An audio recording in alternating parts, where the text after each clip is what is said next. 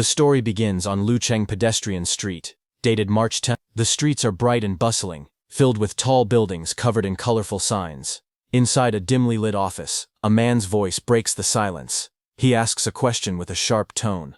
"Kid, do you know what it means to borrow 5 million yuan from me?" A plant glows faintly under the light, while in the background, several men sit around a table. One of them, Zhang Yang, the boss of the Dihai gang, and an underground moneylender in Lucheng, leans back in his chair. He smirks, explaining that his interest rates are quite high.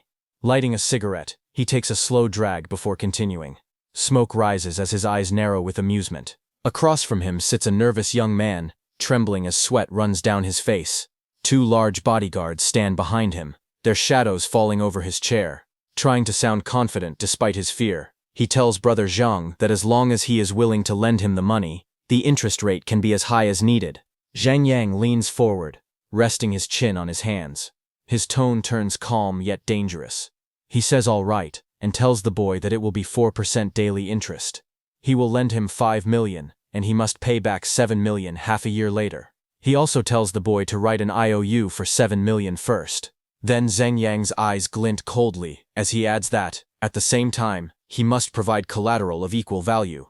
The young man trembles as he nervously holds out a document.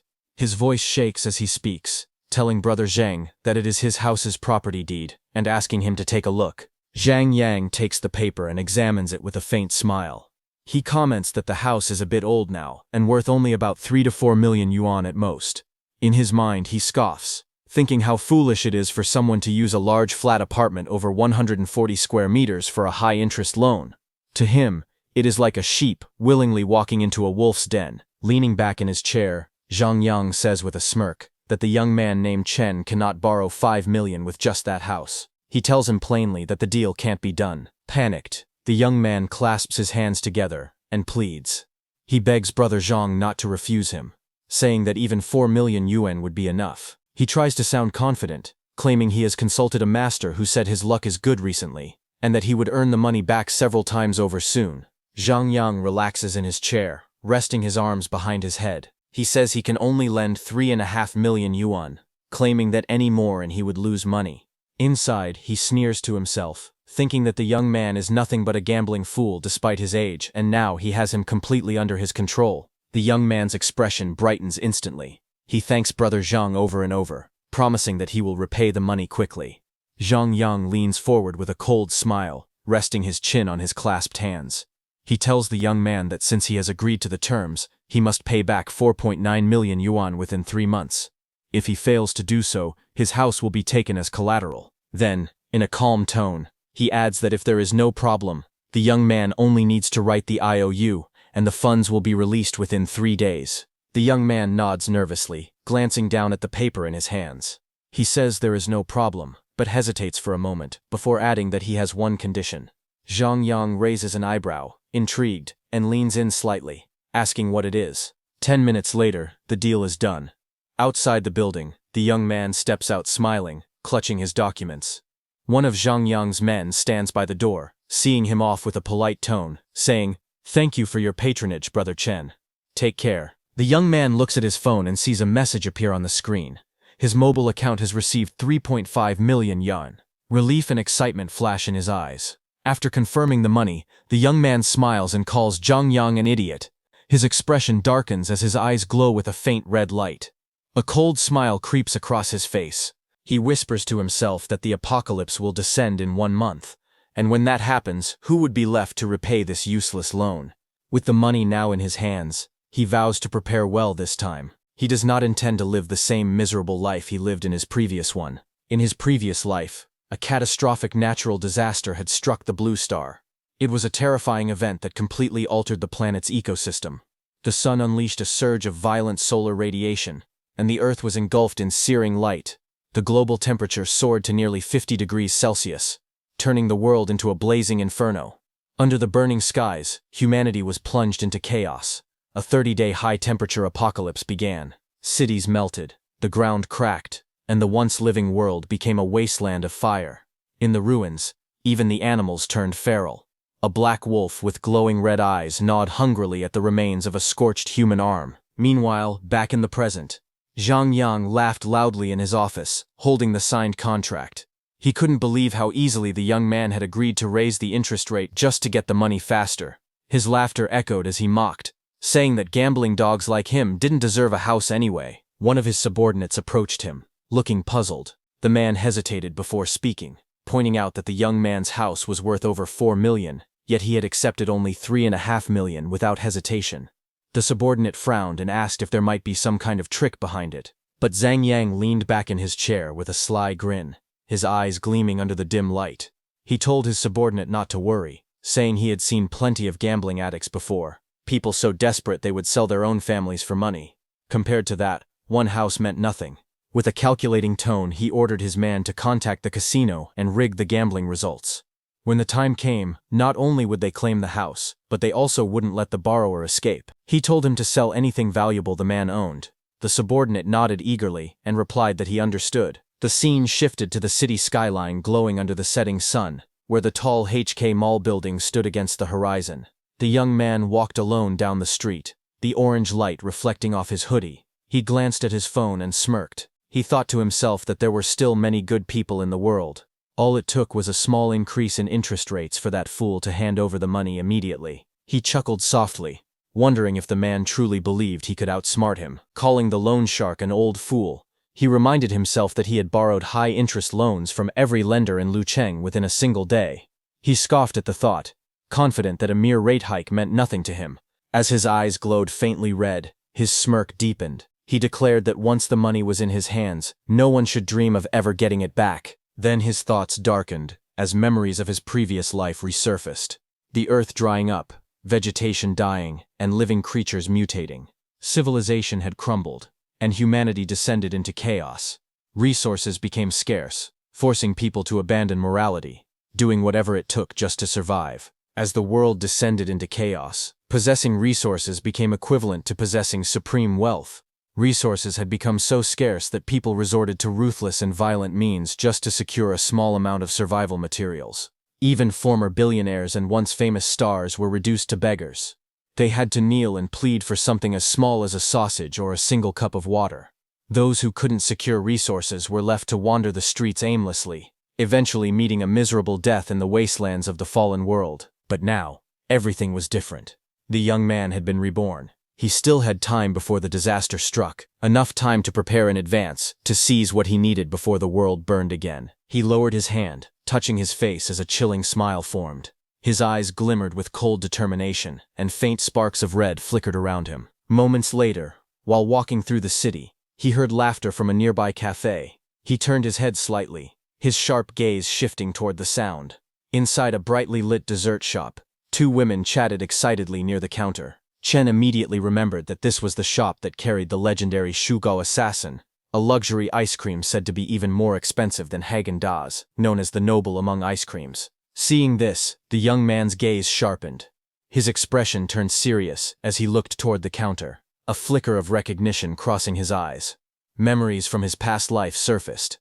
He remembered how he had always been reluctant to buy that extravagant treat for himself, yet he had purchased it multiple times for Lu Wancheng. He clenched his jaw, thinking bitterly that giving such an expensive dessert to her had been a greater waste than feeding it to a dog. The more he thought about it, the more frustration boiled inside him. His heart ached with regret, and he suddenly burst out, declaring that he would enjoy it himself this time. Charging toward the counter with determined steps, he slammed his hand down and spoke loudly to the staff, his tone confident and unrestrained. He asked for 10 of every flavor of ice cream available in the shop. Hearing that, the people around him gasped in surprise. One of the women exclaimed in disbelief, wondering if he could really afford that much. Another, eyes wide, whispered that the way he made the order looked incredibly cool. Meanwhile, the young man stood calmly with one hand against his chin, thinking to himself, this time he would indulge in everything he had once denied himself. The shop attendant looked startled as she hesitated behind the counter. She stared at the young man in disbelief, thinking that although he was handsome, he didn't look rich at all. Her voice trembled slightly as she asked if he was serious about his order. Trying to confirm, she explained that their shop only sold high-end ice cream, and that 10 of each flavor would cost more than 20,000 yuan. She asked again, unsure if he really wanted to proceed. Nearby, a woman with long red hair sneered after overhearing the conversation. With a mocking smile, she said that someone like him, dressed so plainly, couldn't possibly afford such luxury. She laughed arrogantly and added that if he truly managed to pay for it, she would kowtow to him in public. The young man's eyes narrowed as he turned toward her. His tone calm but sharp. He asked if the words she had just said were true. The woman's smile faltered, her expression turning defensive. She snapped back, asking if he really expected her to bow to him, demanding to know what kind of person he thought he was to act so arrogantly. But the young man only smirked, his expression turning cold and confident. He told her that he was offering her a way out, but since she insisted on provoking him, she would definitely end up kowtowing. His voice lowered as he added with chilling certainty that not even God could stop it now, he had already spoken it into existence. The woman's face twisted in anger as she shouted at him, but the young man only smiled faintly, unfazed by her outburst. Turning toward the counter, he calmly instructed the shop attendant to pack all the ice cream in the store, saying that he would take everything. As the staff hesitated, he pulled out his phone and displayed his account balance, a staggering 20 million yuan. The woman's confident expression froze instantly, while the attendant's eyes widened in shock. Trembling, she stammered that she needed to confirm with her manager, and quickly hurried away. Moments later, the store manager arrived, bowing politely. He introduced himself as Fei Qi and asked what Mr. Chen required. The young man looked relaxed, his tone composed as he told the manager to calculate the total price of all the ice cream in the store and added casually that they wouldn't need to open for business today. Hearing this, Manager Fei blinked in disbelief, but quickly nodded with a respectful smile. He told the young man to wait for a moment as he checked the inventory, secretly astonished. He muttered to himself, wondering what kind of big shot would buy up an entire month's sales revenue in one go. He thought about how few people ever purchased such expensive ice cream. Most customers only came to admire it. After a brief calculation, the manager returned and announced that the merchandise currently on display was worth 70,000 yuan, while the total stock, including the inventory, was around 1 million yuan. Hearing this, the young man smirked slightly. He thought to himself that it wasn't all that expensive after all. Since the apocalypse was coming anyway, he might as well empty their entire stock after all. If the world ended, he could simply sit at home and enjoy his ice cream in peace. Chen Xiao calmly told the manager that he would transfer a deposit of 300,000 yuan first, and instructed him to deliver all the ice cream from their inventory to his address as soon as possible.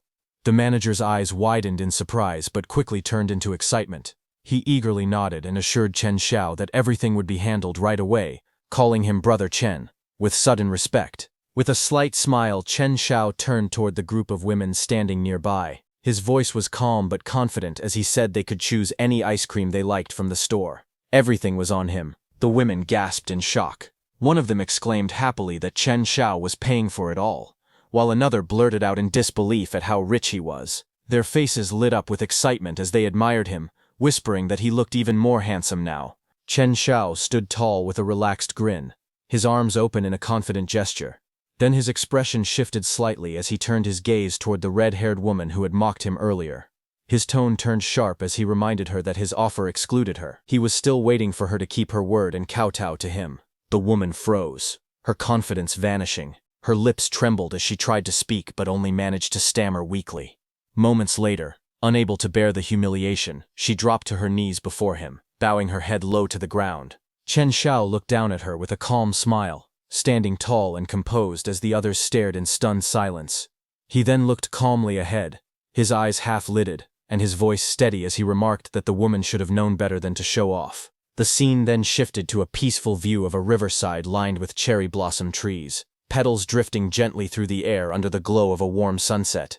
Chen Xiao sat on a wooden bench, holding a popsicle in one hand, and taking a bite with a relaxed smile. He nodded to himself and commented that the ice cream, fittingly named Assassin, truly lived up to its reputation. Its taste and texture were exceptional. As he leaned back, he muttered softly while eating, but midway through his words, he lifted his hand. A sudden surge of blue light appeared, twisting the air in front of him. A dark, square-shaped portal shimmered into existence, surrounded by glowing energy lines. Chen Xiao explained to himself that his ability could keep anything inside it perfectly preserved, allowing him to enjoy fresh ice cream anytime he wanted. He smiled, amused by the thought, and casually flicked a small blue bag into the glowing portal. With a confident tone, he said that with this power, inviting over any star or young model wouldn't be a problem. Just thinking about it made him feel excited. Chen Xiao raised his hand as a black, glowing square appeared before him. He looked at it thoughtfully, his voice calm as he said that he hadn't expected his ability to be reborn along with him. He recalled that, in his previous life, abilities had only started awakening gradually after the apocalypse began. A faint smile appeared on his lips as he gazed at the mysterious power hovering above his palm. He admitted that he didn't fully understand how it worked, but he knew one thing for certain: this would become his greatest trump card in the days to come. He then sat back down on the bench under the cherry blossoms, petals drifting around him as the evening light glowed softly. In a quiet tone, he said that it was time to start preparing for what lay ahead, building a safe house, setting up cold storage, gathering weapons, and securing an energy reserve. With a small sigh, he muttered that he still had a lot to do. Just then, his phone suddenly chimed with a ringtone announcing, "Little Fairy is calling." Chen Xiao blinked in surprise and turned his head slightly. He pulled out his phone and frowned when he saw the name flashing on the screen, Liu Wancheng. His expression darkened as he muttered that it was her again, calling it bad luck. Chen Xiao paused when he saw the name, Liu Wancheng, glowing faintly in the darkness. After Chen Xiao's parents passed away, Liu Wanqing appeared in his life like a savior. In his grief and loneliness, he saw her as a source of warmth and light, someone who reached out a helping hand when the world felt empty. Back then, he was too naive to realize her true intentions. To him, she seemed like the light that had entered his dark world. But in reality, what she was after wasn't him, it was the inheritance his parents had left behind. Their relationship soon became one built on lies and manipulation. Chen Xiao remembered her sitting close to him, whispering softly that her mother insisted on certain conditions if he truly wanted to marry her. She told him that the large, fully paid apartment in the city center had to be written under her name, along with a bride price of 880,000 yuan. He complied, blinded by love. Yet it felt like falling into a bottomless pit. She kept asking for more, reaching again and again until all his savings were drained. Even that wasn't enough. She began pushing him to sell his ancestral home, just so she could have another luxury apartment in the city. When he hesitated, her tone turned manipulative, saying it was for their future, that his old family house wasn't worth keeping anyway. Then Chen Xiao's memories darkened. He remembered being forced down, humiliated and helpless as greed consumed her. Later, she stood beside another man in a dark room, smiling coldly as she introduced Chen Xiao like an object. She told the man, whom she addressed as young master, that Chen Xiao was the one she had mentioned before, the one who perfectly met the man's special material requirements. At that moment, Chen Xiao finally understood. The woman he once thought of as his savior had sold him out for her own gain. Chen Xiao's eyes burned with fury as memories of his past life resurfaced. When the apocalypse descended, chaos consumed the world. He had risked everything, his safety, his future, to protect Liu Wanqing. But in the end, she betrayed him without hesitation. To cling to someone stronger, she had sold him off like livestock. He remembered the cold floor, the smell of blood, and the shadow looming over him. His body trembled as the figure above observed him with detached curiosity, muttering that there was nothing particularly special about him. Then the man wondered aloud if he needed to eat him to see any real result. Chen Xiao's fate back then had been cruel beyond words. His voice echoed bitterly in his thoughts. In the end, he hadn't even been left with a complete corpse. Now, standing under the pale light with red eyes glowing faintly, Chen Xiao held his phone tightly, his expression dark yet calm. A sinister smile curved across his lips as he looked at the name on the screen. He whispered coldly that since Liu Wanqing had run right into him again, it was time to properly settle the score. The scene shifted to a tall, luxurious building glimmering under the golden sunset, a high-end hotel. Inside, the sound of soft footsteps echoed across the floor. It was Liu Wanqing. Chen Xiao answered the call and asked gently if she had called him and whether something was the matter. Inside a brightly lit bathroom, Liu Wanqing stood in front of the mirror, her hair wrapped in a towel and a silk robe loosely tied around her. Speaking sweetly into her phone, she told Chen on the other end that she had been out playing with friends and had accidentally lost a gold necklace she really loved. She sighed dramatically, saying how heartbroken she felt about it. On the other side of the call, Chen Xiao's voice came through, calm yet laced with an unsettling tone. He spoke softly, asking what else he could possibly do. Of course, he said, he would buy his dearest darling a new one. His voice deepened into a faintly mocking tone as he added that one wasn't enough. She could buy 10 and wear them alternately if she wished. Hearing that, Liu Wanqing blinked in surprise at his sudden generosity. Her expression softened slightly, curiosity mixing with disbelief. She asked when he had suddenly become so generous. Calmly, Chen Xiao told her he had been lucky lately, that he had invested a bit in virtual currency and made a small profit. Of course, he added smoothly, when he earned money, he had to spend it on his darling. Hearing that, suspicion flashed across her face as she asked if he had fallen for some kind of scam, mentioning that virtual currencies were infamous for being unreliable. Chen Xiao's lips curved into a smile that didn't reach his eyes. He replied that whether it was a scam or not didn't matter. What mattered was whether he could make money in the next round. He said that small games were boring, and this time he planned to play big. Then his tone shifted subtly, becoming more serious. He mentioned that he was preparing to borrow a large amount of capital to invest even more. The loan, he explained, required a witness. Speaking with a dark smile forming on his face, he asked her to help him out, promising that once the deal was done, he would give her 5% of the loan amount as payment for her hard work. While Lu Wanqing stood in her bathrobe, hearing Chen's plan, a man's voice suddenly questioned her from nearby. He asked why she was taking so long, wondering what was making her drag her feet. Lu Wanqing immediately hid her phone and turned toward the man with a composed expression. She quickly smiled, stepping closer with a playful tone. Wrapping her arm around him, she called him honey, telling him sweetly that she would be ready soon, and asking him to wait for her. As she leaned against the older man, her eyes glimmered with calculation. Inwardly, she thought about how spending one night with this old man only earned her 5,000, yet Chen Xiao's offer for signing a document would give her 50,000. To her, it seemed like an easy choice. She dismissed any thought of risk, reasoning that it was only a signature. Besides, she believed Chen Xiao was too much of a coward to dare deceive her. A moment later, the call between them ended. Chen Xiao looked down at his phone screen, which displayed call ended. A faint, dark smile spread across his face, as his crimson eyes glowed with determination. He whispered coldly to himself, saying that he would wait for Lu Wanqing. Chen Xiao's voice continued in the background. He said quietly that it was now time to build his fortress. He met an architect, and, with a commanding tone, pointed to the building site, and ordered that within 1 month, he wanted the place transformed into an impenetrable fortress. Chen Xiao stood in front of the building, his eyes sharp as he began listing out detailed construction plans. He explained that the windows would need to be made of bulletproof composite glass with invisible anti-theft mesh, and the walls reinforced into 3-meter-thick bulletproof exteriors. The entire structure needed to withstand earthquakes with a resistance rating of 8 or higher. He pointed upward, his expression confident, adding that the roof would be completely paved with solar panels and have an independent power generation system. To maintain air quality, it would also include an air purification and filtration system to block any external toxic gases. The architect standing before him, a man in glasses holding a laptop, began nervously reading from his notes. He explained that the fortress would include an independent ecological system capable of supplying 72 hours of oxygen and water circulation. It would also have explosion-proof doors, and the entry would require dual verification, both biometric recognition and a mechanical lock. Chen Xiao's voice grew firm as he summarized the plan, declaring that within 1 month, the entire building must be rebuilt into an impact-resistant fortress, equipped with a complete life support system. The architect stared at him, stunned by the absurd request. His thoughts raced as he wondered if Chen Xiao was some sort of doomsday prepper or just delusional from watching too many sci-fi movies. Chen Xiao narrowed his eyes, stepping closer and asking if the architect couldn't handle the job.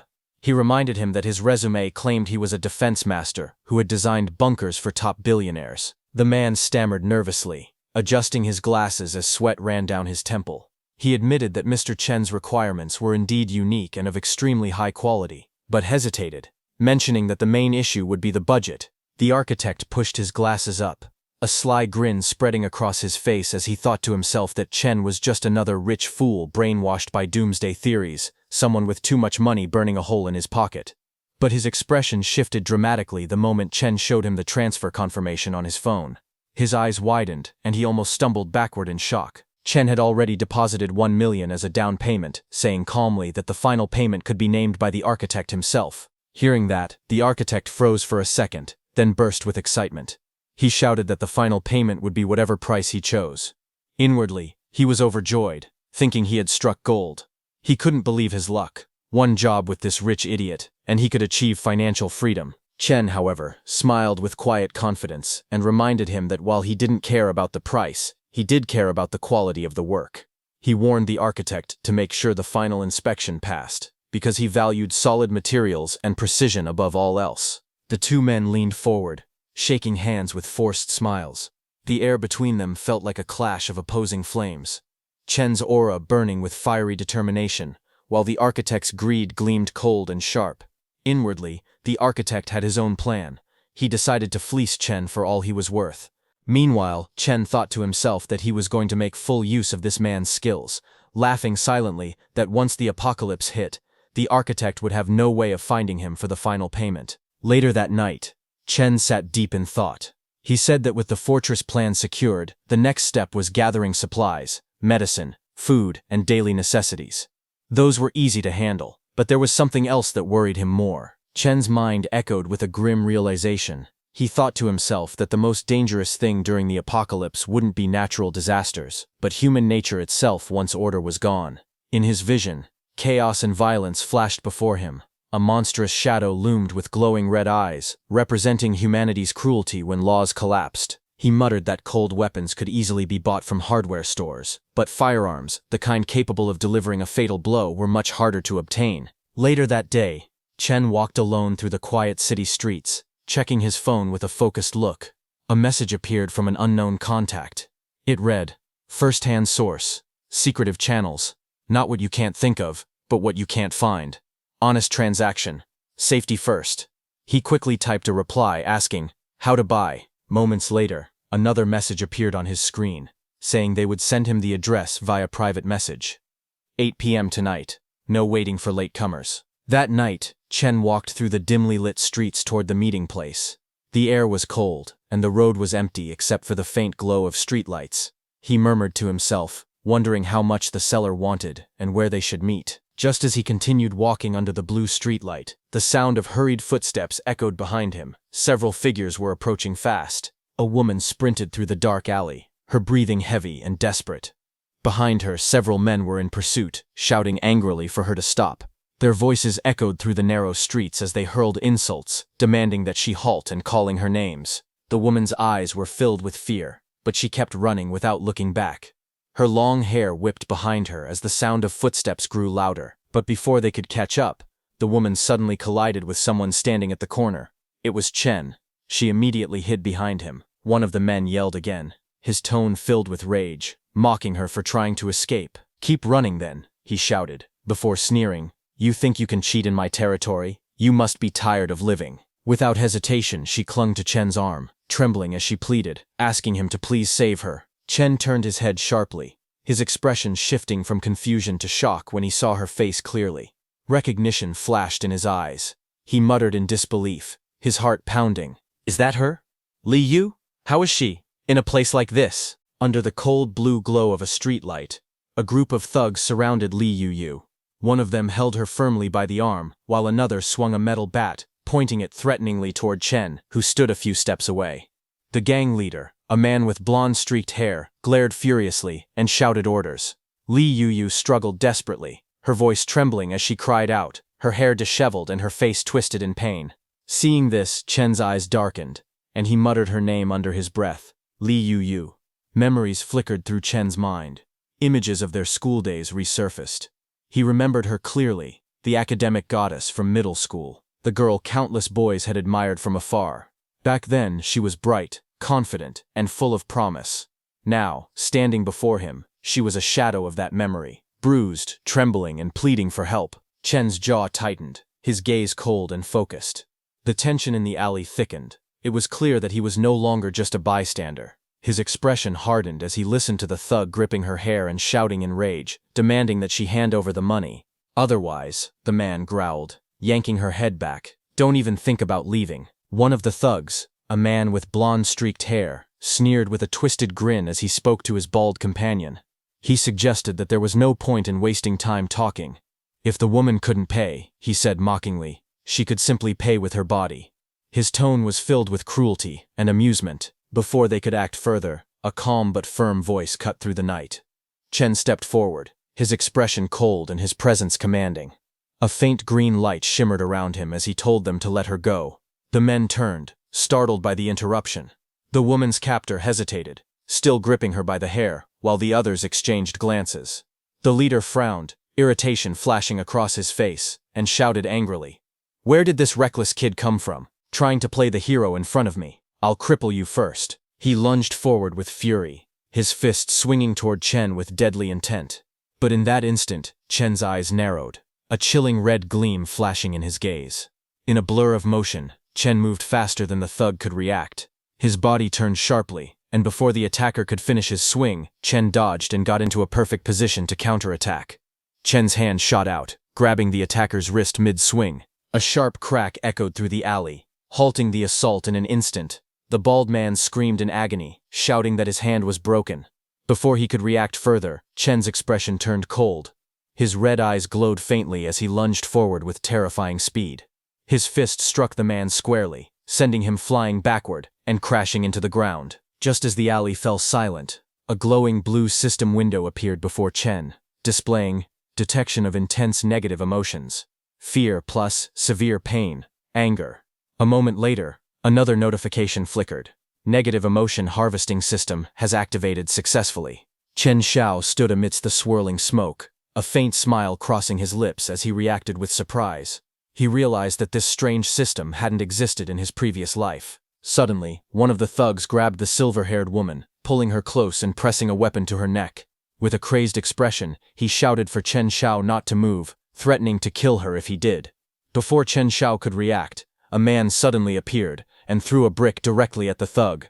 The brick slammed into the man's face, sending him flying backward as he smashed through debris, bricks and dust scattering through the air. The woman gasped in shock, barely believing what she had seen.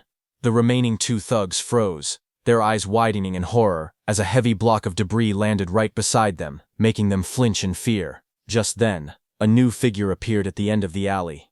He stepped forward with a cocky grin and mocked the scene, saying it was shameful for a group of grown men to gang up on a single girl. Enraged by the taunt, one of the bald thugs raised his bat, charging forward furiously while shouting that they were asking for death. The thugs rushed in, swinging their weapons recklessly. Chen Xiao moved first, his expression calm but sharp. With a swift motion, he deflected one attack, his hands striking with precise force. At the same time, the new boy launched a powerful kick, sending another thug flying backward. The alley echoed with heavy impacts as bodies hit the ground one after another. Chen Xiao's eyes glowed faintly red, his movements too fast for the eye to follow. In an instant, he appeared in front of another thug and delivered a clean, devastating punch that sent the man reeling. Working in perfect sync, both men struck at the same time. Chen Xiao's fist slammed into one attacker's jaw, while his companion's kick sent another crashing onto the pavement. As the last remaining thug staggered, Chen Xiao clicked his tongue in mild annoyance before finishing him with a single decisive blow. The man collapsed to the ground, gasping in pain as Chen Xiao's foot pressed down on his chest, leaving the entire street silent. Chen Xiao and the new boy stood tall under the streetlights, their feet pressing down on the fallen thugs. The defeated men groaned in pain, unable to move. Chen Xiao's red eyes narrowed slightly as he muttered a single word, "Scram." Hearing that, the thugs panicked, scrambling to their feet and fleeing in terror. As they ran, a system notification appeared before Chen Xiao's eyes, stating that he had gained 1 fear, 1 panic, 1 severe pain, 1 despair, and 1 humiliation point. Another notification followed, informing Chen that his negative emotion value had exceeded 10 for the first time. Space expansion permission unlocked. A third notification appeared, urging Chen to work hard to harvest, grow bigger, and become stronger. As the men disappeared into the distance, Chen glanced at the fading system window and smirked faintly. Harvest negative emotions? Interesting, he murmured. Moments later, the purple-haired girl he had saved looked up at him, her voice trembling with relief. She thanked him, saying she hadn't expected to meet him there. Chen Xiao extended a hand toward her, his tone softening slightly, as he asked if she was hurt. He then handed his jacket to the girl, telling her to put it on. She looked at him, her expression gentle with gratitude, and thanked him sincerely. She explained that she had something urgent to do and needed to leave right away. Chen Xiao simply nodded and told her to be careful. After she left, the man in the colorful shirt grinned and stepped forward, teasingly calling Chen Xiao a hero for saving a beautiful woman. He introduced himself as Mu Chang and asked for Chen Xiao's name. Chen Xiao replied calmly, saying that he was the one who had arranged to meet Mu Chang. Hearing that, Mu Chang's eyes widened in surprise before he burst into laughter, calling it fate that they had run into each other. Then, striking a dramatic pose, Mu Chang shouted his code phrase, "Heavenly King covers Earth Tiger." Chen Shao raised an eyebrow and looked at him with a straight face, replying, "You are 250. Mu Chang froze in confusion, completely dumbfounded.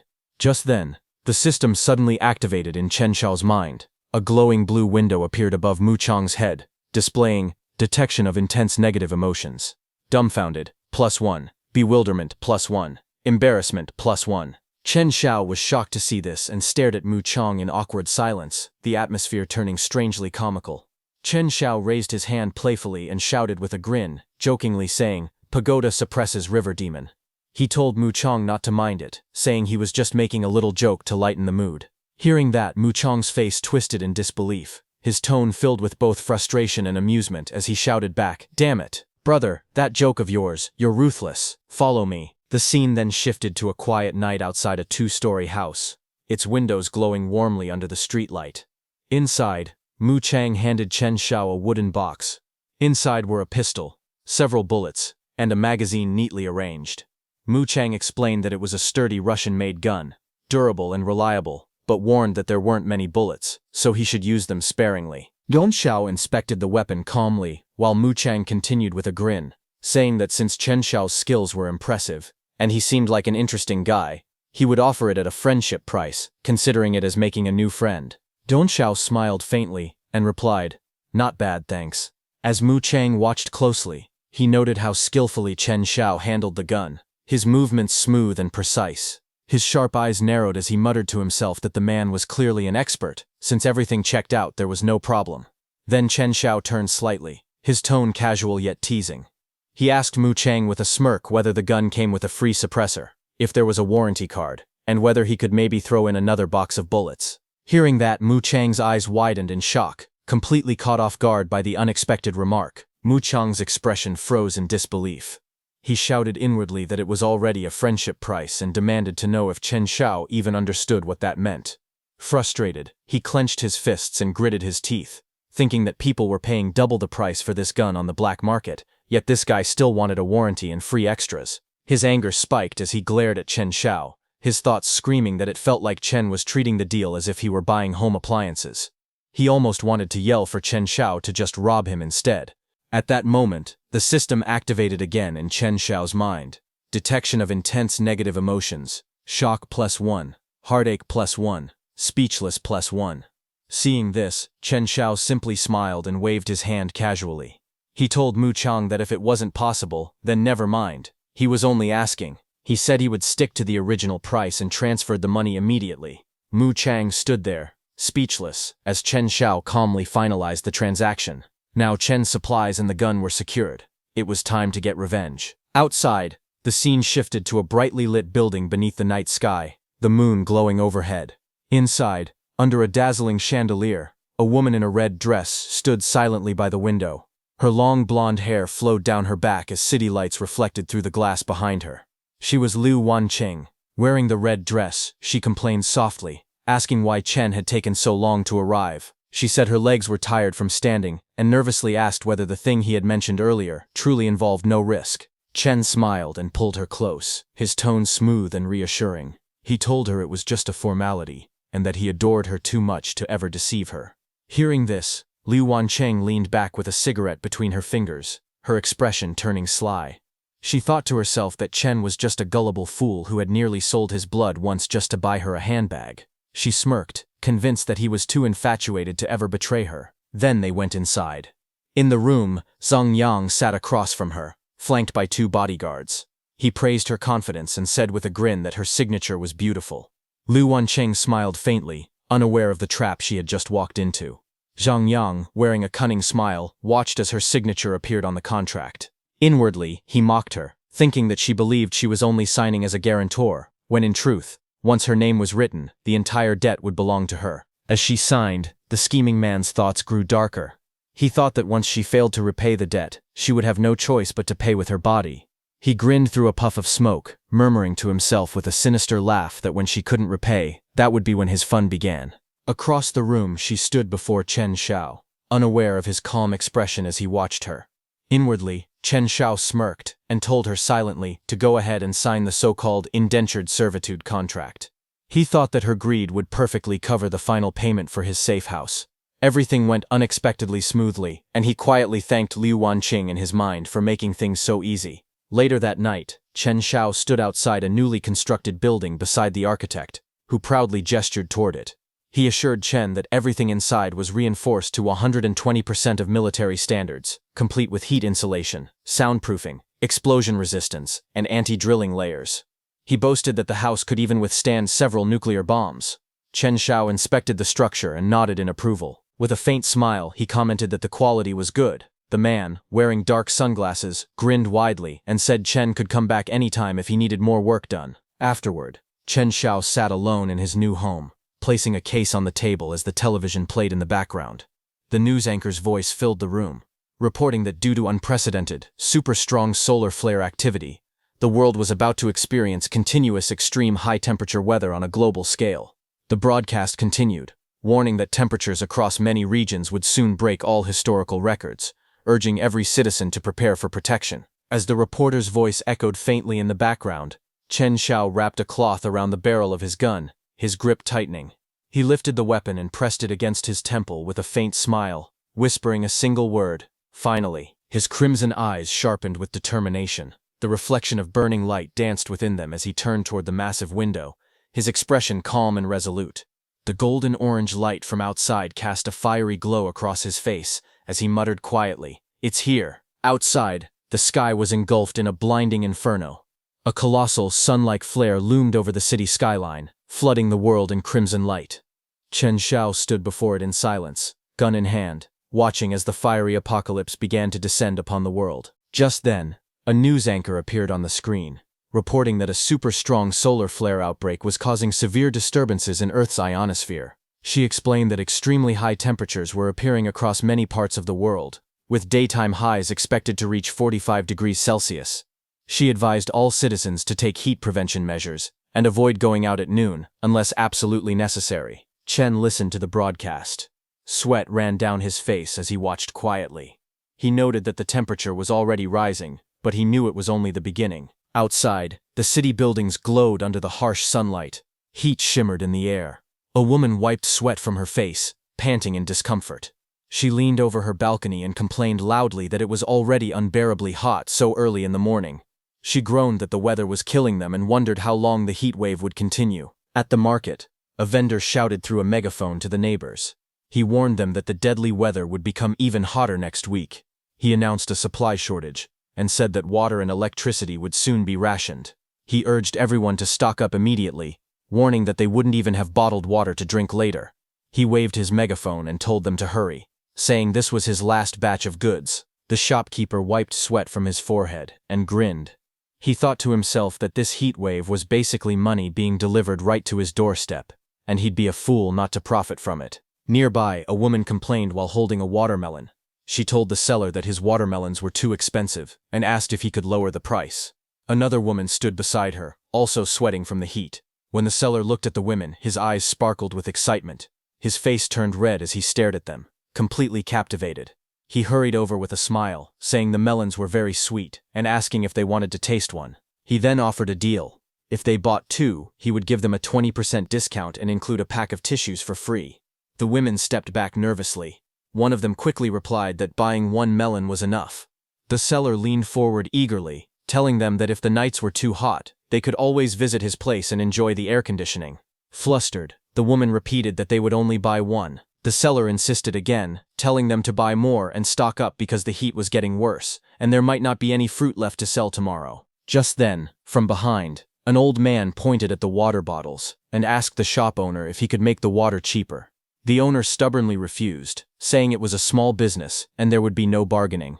Outside the store, the shop owner wiped sweat from his face while carrying a box. Behind him, Chen walked past, watching silently. Chen narrowed his eyes as he saw that shopkeeper.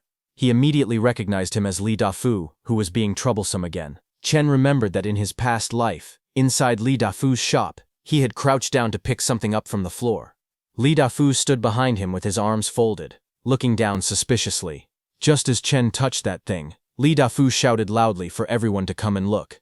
He accused Chen of stealing, and claimed he had caught him red-handed. Chen shook his head in panic. He said he didn't steal anything, and only wanted to pick up the item because it had fallen to the ground. Li Dafu mocked him, asking if he could really be that kind-hearted. Li Dafu grabbed Chen's arm tightly. Chen cried out as he was pulled up. Li Dafu glanced at Chen's clothes and sneered, saying that just by looking at how shabbily he was dressed, he could tell that Chen had sticky fingers. He demanded that Chen pay up, or he would send him straight to the police station. The crowd surrounding them began whispering among themselves. Some adults clicked their tongues, saying that someone so young should know better, and questioning why he would steal. Another voice remarked that they couldn't understand how his parents had raised him. Someone else pointed out that his silence meant he must be admitting the crime. Chen lowered his head, sweat running down his cheek as he trembled. In a small voice, he insisted that he hadn't stolen anything. Back in the present, remembering all that, Chen pushed through the crowd with a calm expression. He walked forward slowly. Suddenly, something caught Chen's attention, and he looked to his side. Inside the store, a display of Ace potato chips stood with a sign that read, "Store Manager's Recommendation, 50 yuan per pack." Li Dafu, who was running the shop, stood nearby, looking annoyed as he overheard complaints. Chen questioned him, asking if the chips were made of gold or if they could somehow prevent heat stroke, wondering why they were priced so high. Li Dafu glared intensely, sweat beading on his face as he held several water bottles against his side. His expression twisted with anger and suspicion. A system window suddenly appeared, flickering with streams of numbers. It reported that Boss Li's strong negative emotions had been detected. Disgust, Li Dafu then rushed forward, shouting furiously. He yelled that anyone who couldn't afford the goods shouldn't touch them, demanding to know if Chen could even pay for anything he might break. His arm swung as he tried to snatch the bag away. Just then, another system window flashed into existence, noting Boss Li's strong negative emotions, irritation, +6. Chen stood unfazed, looking back with a calm, sharp smile. He asked Boss Li if he could really sleep at night while hoarding so many treasures. He warned him jokingly to watch out for thieves. Boss Li froze for a moment, speechless, a drop of sweat rolling down his tense face. Then, an angry Li Dafu pointed a shaking finger at Chen and shouted. He demanded to know who Chen was cursing, warning that he would beat him if he didn't stop.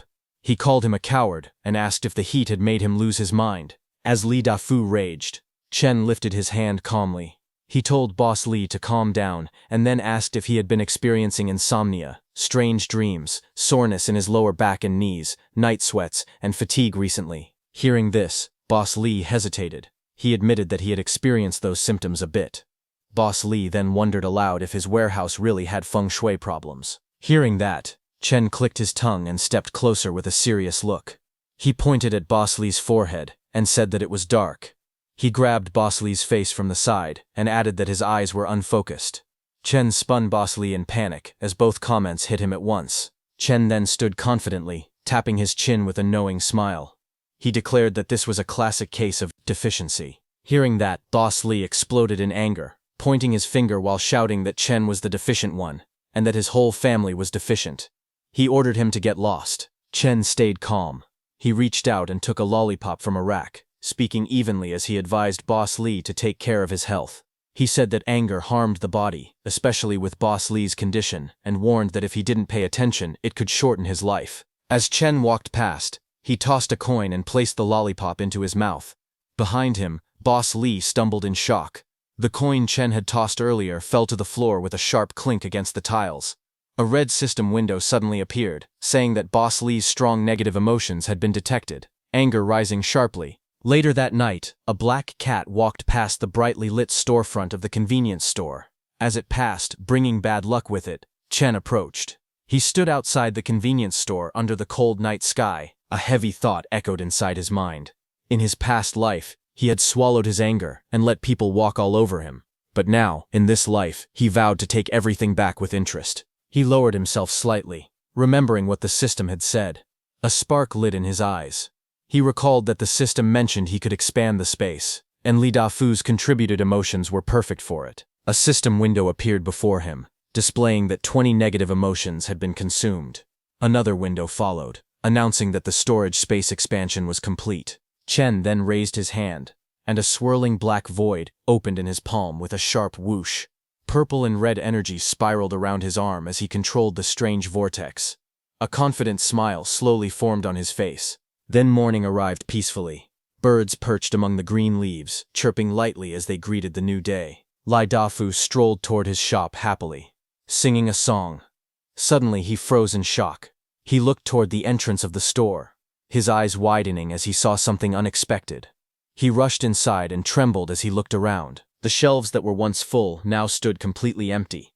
Every row, every section bare. Boss Li's face darkened in horror as he screamed, "Where are my goods?" Boss Li grabbed his head in frustration. He shouted loudly, demanding to know who had done this and who was responsible for the mess. On the other hand, a computer screen displayed a security feed of him screaming inside the store. Below the footage, a system notification appeared, showing that his negative emotions had increased by 66. Right in front of the screen, Chen sat calmly in a chair, crossing his legs as he lifted a soda can to his lips. He took a slow drink, watching the scene with a relaxed expression, completely unfazed by the chaos he had caused. Li Dafu lost control and shouted in anger. He yelled, asking who did it and who stole all his stock. He screamed for the person to get out immediately. In the next moment, Li Dafu slipped. His body lost balance, and he fell hard onto the ground. He screamed loudly as he crashed down. Li Dafu sat on the floor, holding his face in pain and despair. Behind him, people gathered and whispered among themselves. Someone said all the goods were gone in just one night. Another person wondered if Li Dafu had staged this himself to raise prices. Someone else worried that the supermarket was empty and asked what they would do next. Nearby, two women talked in low voices. One said she had heard that someone saw a dark shadow floating around last night. The other woman looked shocked and asked if that was really true. Li Dafu's face twisted in shock. He shouted in disbelief, saying there was no way the place was haunted. At the same time, system panels appeared silently. Strong negative emotion was detected. From within the crowd, Chen watched calmly. He observed Li Dafu and thought that his emotional output was still quite stable. Chen casually took out a chip and ate it while standing there. His expression remained relaxed. Inside his mind, Chen decided to stir things up a little more. He planned to add fuel to the fire and give Li Dafu a small thrill. Chen walked forward while holding a bag of chips. He smiled slightly and said that it smelled really good. Li Dafu, who was still kneeling on the ground, suddenly noticed him. His eyes locked onto the bag in Chen's hand, and he stared at it without blinking. He remembered that this packaging was his stock. He also remembered that yesterday, Chen was the one who asked if his chips were made of gold, or if they could prevent heat stroke to be sold at such a high price. He also warned that hoarding so many treasures might make it hard to sleep at night, and that he should watch out for thieves. Li Dafu suddenly lunged forward and grabbed Chen by the collar. His face twisted with anger as he shouted, demanding to know where Chen got those chips. He accused Chen of stealing his goods, and still acting arrogant. Chen did not panic. He calmly looked at Li Dafu and told him that getting physical was no fun. He asked Li Dafu if he had any evidence. Chen continued in a steady tone. He said that making accusations without proof meant Li Dafu would have to take responsibility. Then Chen glanced around the supermarket and spoke again. He said the place was really clean, not even a single chip left behind. With a faint smile, he suggested giving Li Dafu the remaining half bag of chips. Li Dafu shouted angrily at Chen. He accused him of cursing him yesterday. He said that now all the goods were gone, yet Chen was still eating chips there. He yelled that if Chen did not steal them, then who did? In his heart, Li Dafu thought that even if Chen was not the thief, he could still squeeze something out of him to cover his losses. At that moment, a red system panel appeared. Strong negative emotion was detected. Li Dafu's anger surged sharply. Chen remained calm. He asked everyone to judge for themselves. He said that Boss Li lost his own stock and now wanted to blame him for it. People in the crowd began to talk. Someone said that other places sold these chips too. Another person pointed out that Li Dafu complained yesterday that the chips were expensive, and today the supermarket was completely empty. It felt too coincidental. Li Dafu stared at Chen in disbelief. Inside his mind, he wondered how this weak-looking kid had suddenly become so tough. Chen looked straight at Li Dafu and spoke calmly. He said that if Boss Li did not believe him, he could search his house. Chen promised that if any items from the supermarket were found there, he would pay 10 times the value. But if nothing was found, then the backup generator at Boss Li's back door would belong to him. Li Dafu sneered and agreed loudly. He told Chen to let them search and said they would see how long Chen could keep pretending. The two stared at each other closely, neither backing down. Li Dafu then shouted to the crowd. He said it would be better if they found the stolen goods. If not, he mocked Chen and said that wanting the generator was nothing but a dream. The crowd stood behind them, watching the confrontation in tense silence as the situation reached a breaking point. After that, the group entered Chen Xiao's house, and everyone froze in place. Someone exclaimed in shock that Chen Xiao's house was extremely luxurious.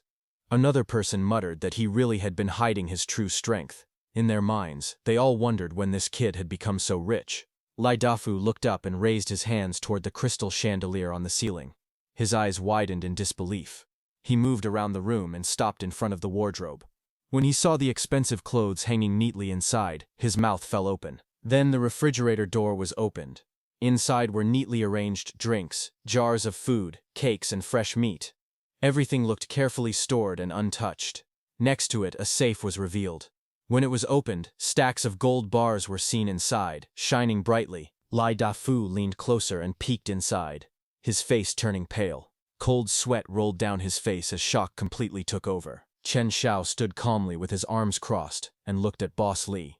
With a faint smile, he asked if Boss Li had searched enough, and whether he wanted to pry open the floorboards as well.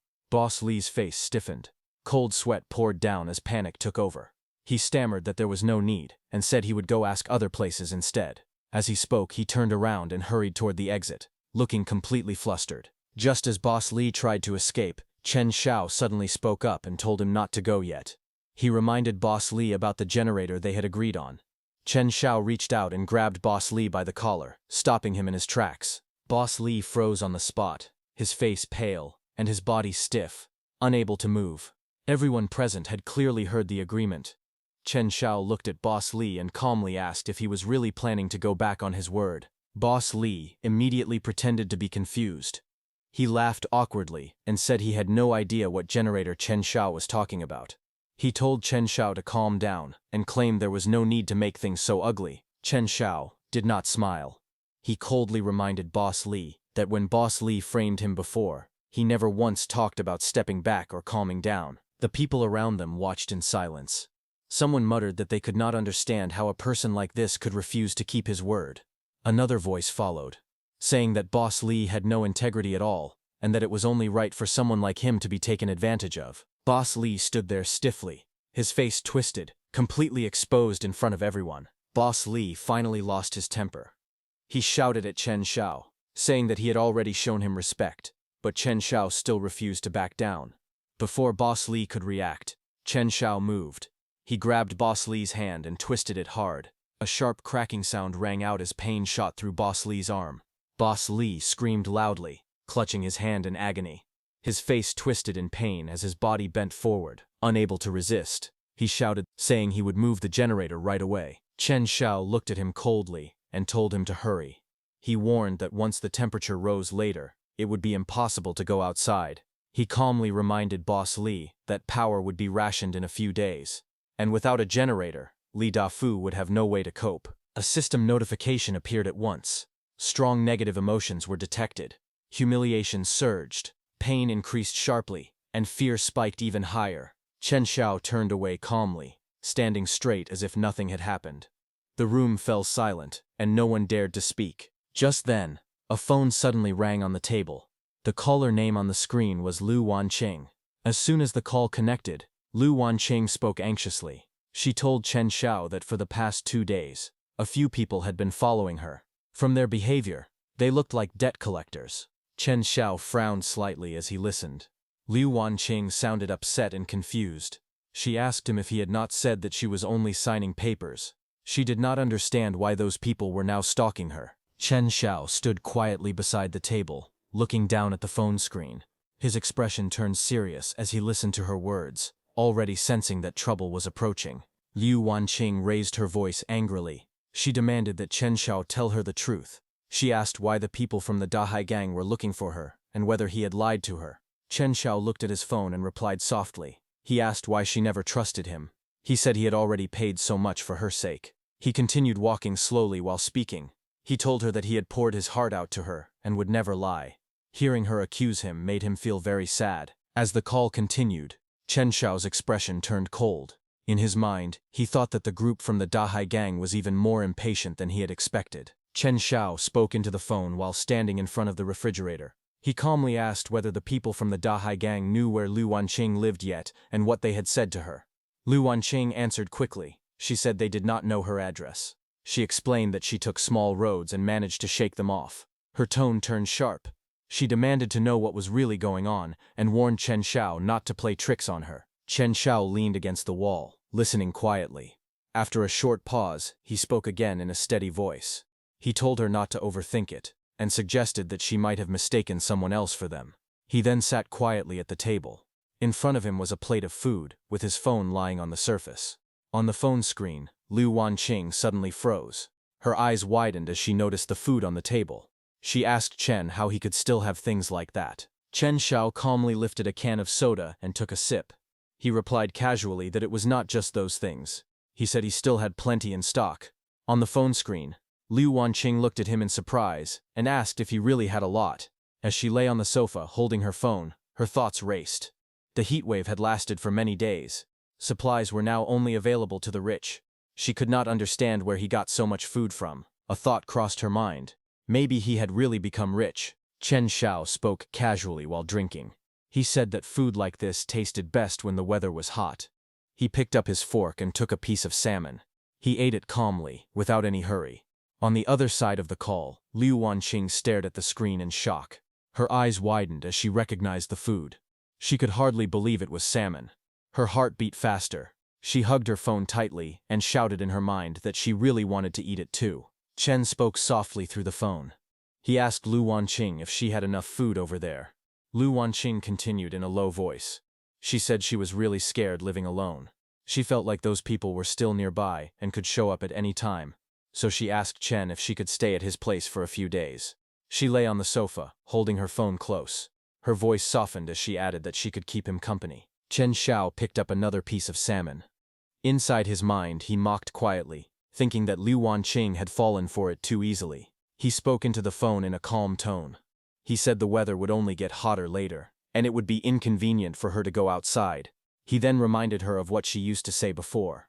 He said she always told him that a girl should not casually give her address to others, acting mysterious and never letting him visit. After that, Chen Xiao spoke again. He told her to send him the address, and he would pick her up later tonight when it cooled down.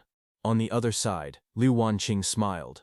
She said that was all in the past. The situation was special now, and since he was her boyfriend, he should protect her. She added that if he did not protect her, then who would? As she spoke, she sent him her address and leaned back on the sofa, holding her phone with a relaxed expression. Chen Xiao looked at his phone and spoke calmly. He told her to wait obediently at home and make sure not to run around. On the other side, Lu Wanqing lay on the sofa with her legs raised, holding her phone. In her heart she thought that a simp was still a simp, easily moved by a little sweetness. Chen Xiao lowered his gaze. Inside his mind, dark thoughts surfaced. He thought about how she used to act proud and distant, never even letting him enter her community. Now she had willingly sent her apartment number, just for a bite of food. Just as he was thinking, someone suddenly knocked at his door. Outside, a woman stood with a child beside her. She raised her hand and called out, asking Chen Xiao to open the door. Chen Xiao walked toward the entrance and stopped in front of it. He opened the door slightly and looked outside. With a calm smile, he asked Auntie Wang if something was wrong. Auntie Wang smiled as she spoke. She said Chen Xiao's place felt cool. Her air conditioner was broken, and the child could not endure the heat. She said they were all neighbors and should help each other, asking to come inside and stay for a while. Chen Xiao looked at her quietly. He then spoke coldly. He reminded her of the past. He said that when he was little, he and his mother picked up plastic bottles downstairs. Back then, Auntie Wang pointed at them, called them poor beggars, and even told security to chase them away. He asked her if she remembered him now. Auntie Wang's face changed. She suddenly shouted angrily and lashed out. She pointed at Chen Xiao and shouted that it was all from many years ago, her voice sharp and impatient. She accused Chen Xiao of holding a grudge and yelled that he had no human touch at all. Chen Xiao responded calmly, almost casually. He said that was fine. He said he might not have any human touch, but he did have air conditioning. Auntie Wang turned away in rage. Her anger burst out completely. She suddenly cursed him loudly. She shouted that he was heartless, and said he deserved it when his parents died early. As she slammed her hand against the door, a system notification appeared. Strong negative emotion detected. Anger increased sharply. After that, Chen turned away from the door and walked back into the room. On the table, his phone lay beside a SIM card. Chen Xiao picked it up and inserted the new SIM into the phone, holding it in one hand. He called the Dahai gang leader. Chen Xiao held the phone to his ear and spoke in a low voice. He said that he knew Liu Wanqing's address. He told the Dahai gang that he had already sent it over and that she lived alone, making her very easy to find. After the call ended, Chen Xiao stood quietly on the balcony. Sunlight fell across the room behind him. He looked down and softly spoke her name, Liu Wanqing, thinking that the show had begun. Liu Wanqing stood in front of the mirror and looked at herself. A satisfied smile appeared on her face. She thought that soon she would be able to move into Chen Xiao's air-conditioned room. In her mind, she imagined Chen kneeling in front of her, and believed that only this kind of easy and carefree life was worthy of her. She sat comfortably, enjoying the cool air, looking relaxed and confident. Later, she lay on the bed and lit a cigarette, holding it lightly between her fingers. Her expression was calm, as if everything was already under her control. Suddenly, a knock sounded at the door. Liu Wanqing turned her head in surprise and got up. She walked to the door and opened it slightly. With a smile, she spoke casually, asking why he had arrived so early. Inside her heart, she mocked silently, thinking that he was truly eager and easy to manipulate. But Liu Wanqing's eyes widened in shock. Fear spread across her face as she realized something was wrong. 3 men stood in front of her. The man in the middle was Zhang Yang. He stepped forward, blocking her path. She looked at them in panic and asked how they knew where she lived. Zhang slapped her aside and smiled coldly. He told her that the money she owed to the Dahai gang had to be paid back today. Hearing that, Liu Wanqing trembled. She tried to argue and said that the money was not hers. She shouted that Chen Xiao had borrowed it and tricked her into signing. She told them to go find him instead. Zhang then leaned closer, holding the contract in his hand. He said the agreement was clear. Whoever signed it had to pay. He told her to stop talking nonsense. Hearing that, Liu Wanqing lost her balance and fell to the floor. Fear and regret filled her face. Zhang straightened up and gave an order. He told his men to search the place and take everything valuable. The 2 men behind him moved forward, their eyes cold, as they began to carry out the order. One of the men lifted a wooden plank and smashed the furniture while searching the room. Drawers were pulled open, and things were thrown everywhere. Liu Wanqing shouted in panic. She told them to stop rummaging and said she was calling Chen Xiao. She claimed he would come right away and told them to go look for him instead. The men ignored her. They opened her bags and poured everything out. Jewelry scattered across the table, but Zhang only glanced at it with disappointment. He said these things were just scraps and not even enough to cover the interest. Liu Wanqing stood frozen, her face pale with fear. She realized there was nothing valuable enough to satisfy them. The man sat down lazily on the sofa and picked up one of the bags. He said they had come all this way in the hot weather and could not leave empty-handed. He lifted the bag and looked at it coldly, repeating that these scraps were still not enough. Liu Wanqing's legs weakened. She backed away and shouted desperately, telling them not to come closer. She cried that the money was with Chen Xiao and begged them to go find him instead. Zhang closed in on her. Her voice trembled as fear completely took over. Zhang's eyes narrowed as he looked down at Liu Wanqing. A cold smile slowly formed on his face. Liu Wanqing clenched her fists and spoke in a hurry. She said that Chen Xiao had many supplies and would be coming to pick her up soon. She told them to wait for him and ask him for the money instead. She quickly took out her phone and tried to call Chen Xiao. The call did not go through. A cold voice from the phone said that the number she had dialed was currently unavailable. Liu Wanqing froze. She stared at the screen in disbelief and tried again. The same message played once more. Her hands began to shake. Sweat ran down her face as fear filled her eyes. She looked up and said weakly that no one was answering. The room grew silent. Zhang, standing in front of her, did not move. Their shadows slowly closed in as her last hope faded away. Liu Wanqing stared in disbelief. Her eyes trembled as she wondered how this could be happening. She hurriedly tried to calm everyone. She said Chen Xiao must be busy, and did not hear the phone ring. She forced a nervous smile and said she would call him again right away. But before she could react, Zhang suddenly lashed out. He threw her phone and cursed her harshly, calling her stupid. He said Chen Xiao had already sold her out. He shouted that Chen Xiao never planned to repay the money from the start, and had only tricked her into signing. Hearing this, Liu Wanqing froze. Her face turned pale as she muttered in shock, unable to understand what she was hearing. Zhang grabbed her hair roughly and pulled her toward him. She screamed and told him to let go. Tears filled her eyes as she struggled. She shouted that they should go find Chen Xiao instead.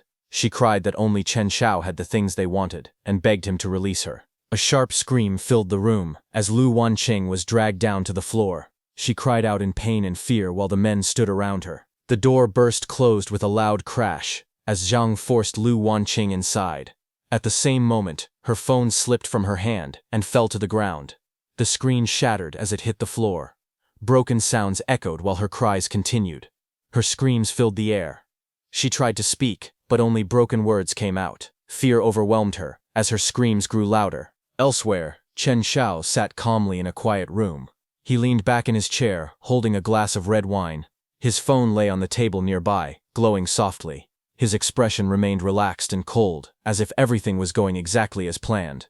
He lifted the glass slightly and looked ahead with a faint smile. In his mind, he addressed her calmly. He wished Lu Wanqing a good taste of the apocalypse passion. Some time later, Lu Wanqing's quiet apartment building stood under the city lights. One window was lit, while the rest remained dark. Inside the room, Zhang sat up while dressing, his back facing forward. Not far away, Lu Wanqing curled up on the bed. She hugged her knees tightly, her face buried near her hands. Tears fell as she sobbed again and again. Zhang then grabbed a cup from the table. The cup hit the surface with a hard sound. Zhang stepped closer and grabbed Lu Wanqing by the chin, forcing her to look up. He asked what good things were at Chen Xiao's place and told her to say it again. With tears streaming down her face and fear in her eyes, Lu Wanqing answered in a broken voice. She said there was air conditioning, cold drinks, and lots of food. She weakly whispered that his home had everything. Hearing that, Zhang's eyes narrowed as he looked down at her. Lu Wanqing told him to go find Chen Xiao, saying that he was the person they should be looking for. Tears streamed down her face as she cried and said that she really had nothing left. After getting all the information, Zhang threw Lu Wanqing onto the bed, her body curling up from the impact. He stood upright, thinking that if there was air conditioning and supplies, then he had caught a big fish this time. He smiled and turned to his men, telling them it was time to go. They left, slamming Lu Wanqing's door shut and leaving broken glass scattered on the floor. Lu Wanqing sat alone on the bed, covering her mouth as tears fell. She said that Chen Xiao had tricked her. Her eyes were filled with hatred as she shouted that he would die a horrible death. The street was quiet at night, with tall apartment buildings on both sides. Dim lights glowed from the windows as several figures walked down the empty road. A pair of polished shoes stepped forward, their footsteps echoing sharply against the ground. Ahead, a group moved through the darkness. One man led the way and spoke confidently. It was none other than Zhang Yang, and the one showing them the way was the woman who had tried to enter Chen's house but was denied. She pointed ahead and said this was the place. Chen Xiao lived right here. She claimed that Chen Xiao's home had the air conditioning running all day and night, with plenty of food and drinks. Then her tone turned bitter as she complained that Chen Xiao was extremely stingy and would not even share a sip of water. Hearing that, Zhang sneered and told the woman leading them that she had done well. He promised that once they got the supplies, she would receive plenty of benefits. Hearing that, she leaned forward with a flattering smile and thanked Brother Zhang, praising him as generous and saying it was no wonder he could become a big boss.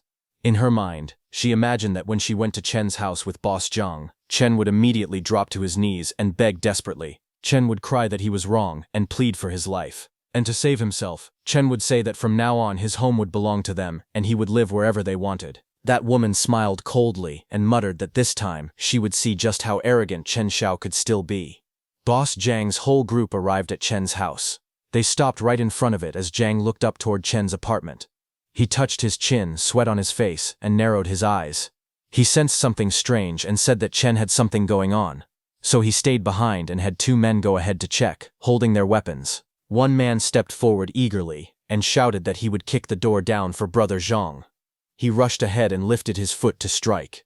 At that moment, a blue electric light suddenly flashed beneath his leg. Sparks crackled as his foot froze in midair. The man screamed in pain as electricity wrapped around his body. His weapon slipped from his hand and fell to the ground. Another man stood nearby holding a blade, watching in shock as the screaming continued. That man was electrocuted and fell to the ground. The other men looked down at the fallen figure and cursed angrily. They mocked him, asking why he suddenly cramped up.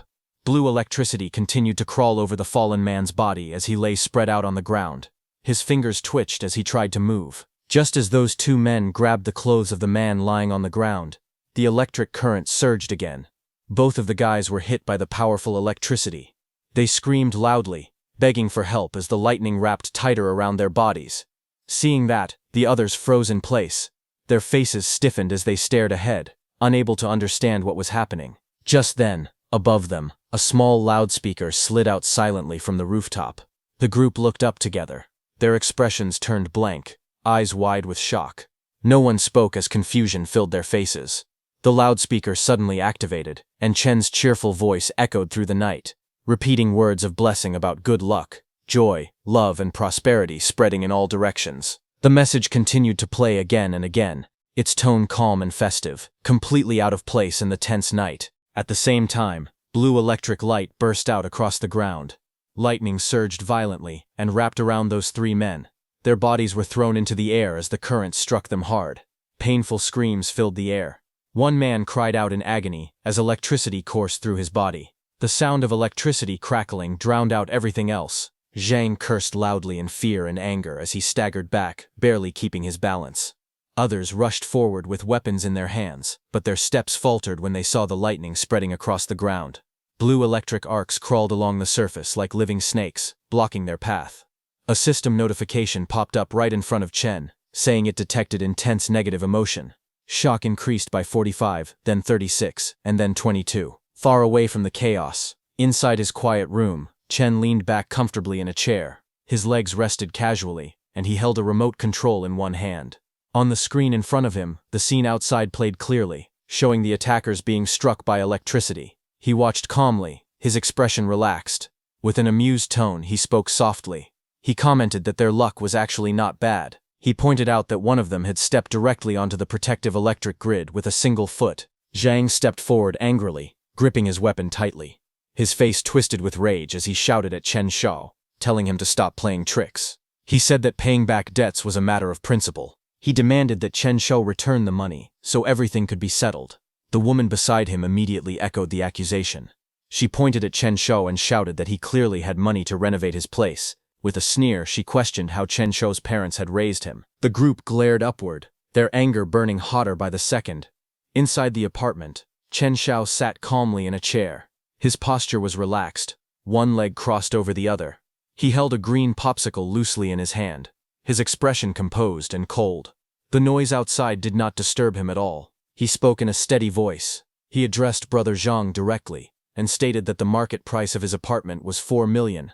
He calmly pointed out that this amount was more than enough to cover the 3.5 million debt. Chen Shao's lips curved slightly as he continued. He said that as for Liu Wanqing's debt, they should go find her themselves. He asked what that matter had to do with him. Hearing that, outside, Zhang stood in the street and stared up at the building. His expression stiffened as the words sank in. His face tightened, sweat ran down his forehead, and his eyes widened with anger and disbelief. Inside his mind, his thoughts churned. He realized that in the current situation, supplies were everything. Money no longer mattered the way it used to. His jaw clenched as frustration and fury mixed together, leaving him grinding his teeth in silence. Chen Shao calmly held the popsicle to his lips, his expression relaxed. He spoke in an even tone, addressing Brother Zhang. He said that a wise man knows how to submit to circumstances. Since he was in a good mood, he suggested that they part on good terms. His gaze remained cold as he continued. He warned that if they kept looking for trouble, he would no longer be so polite. Saying that, Chen Shao extended his hand and pressed the red button on the table without hesitation. Outside, blue electric light exploded across the ground. Lightning surged violently, spreading in all directions. A sharp scream rang out as those people were struck by the current. Electric arcs twisted and snapped through the air.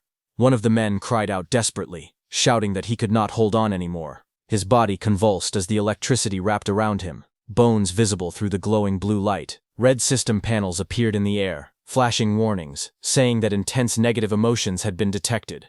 Pain rising sharply, followed by overwhelming despair. Brother Zhang and the remaining men stood frozen, watching their man's condition. Finally, Zhang turned and shouted furiously while retreating. He cursed Chen Shao, yelling that the Dahai gang would never let him off. As they fled into the night, another system panel appeared silently, recording the surge of intense anger. Above it all, Chen Shao remained inside, calm and unmoved, watching as the chaos outside faded away. Seeing all this, the woman's face twisted in fear. Her eyes trembled as dark shadows covered them, and her expression showed deep shock and hatred. Outside the tall apartment building, she was the only one left standing, looking up at the building as she could feel Chen's anger pouring down like flames from the sky. The next day, a warning panel appeared, showing that the temperature had reached 52 this Fus. The sunlight was blinding, washing the buildings in white and yellow light. Cars were parked along the road, but the heat made the entire place feel lifeless and suffocating.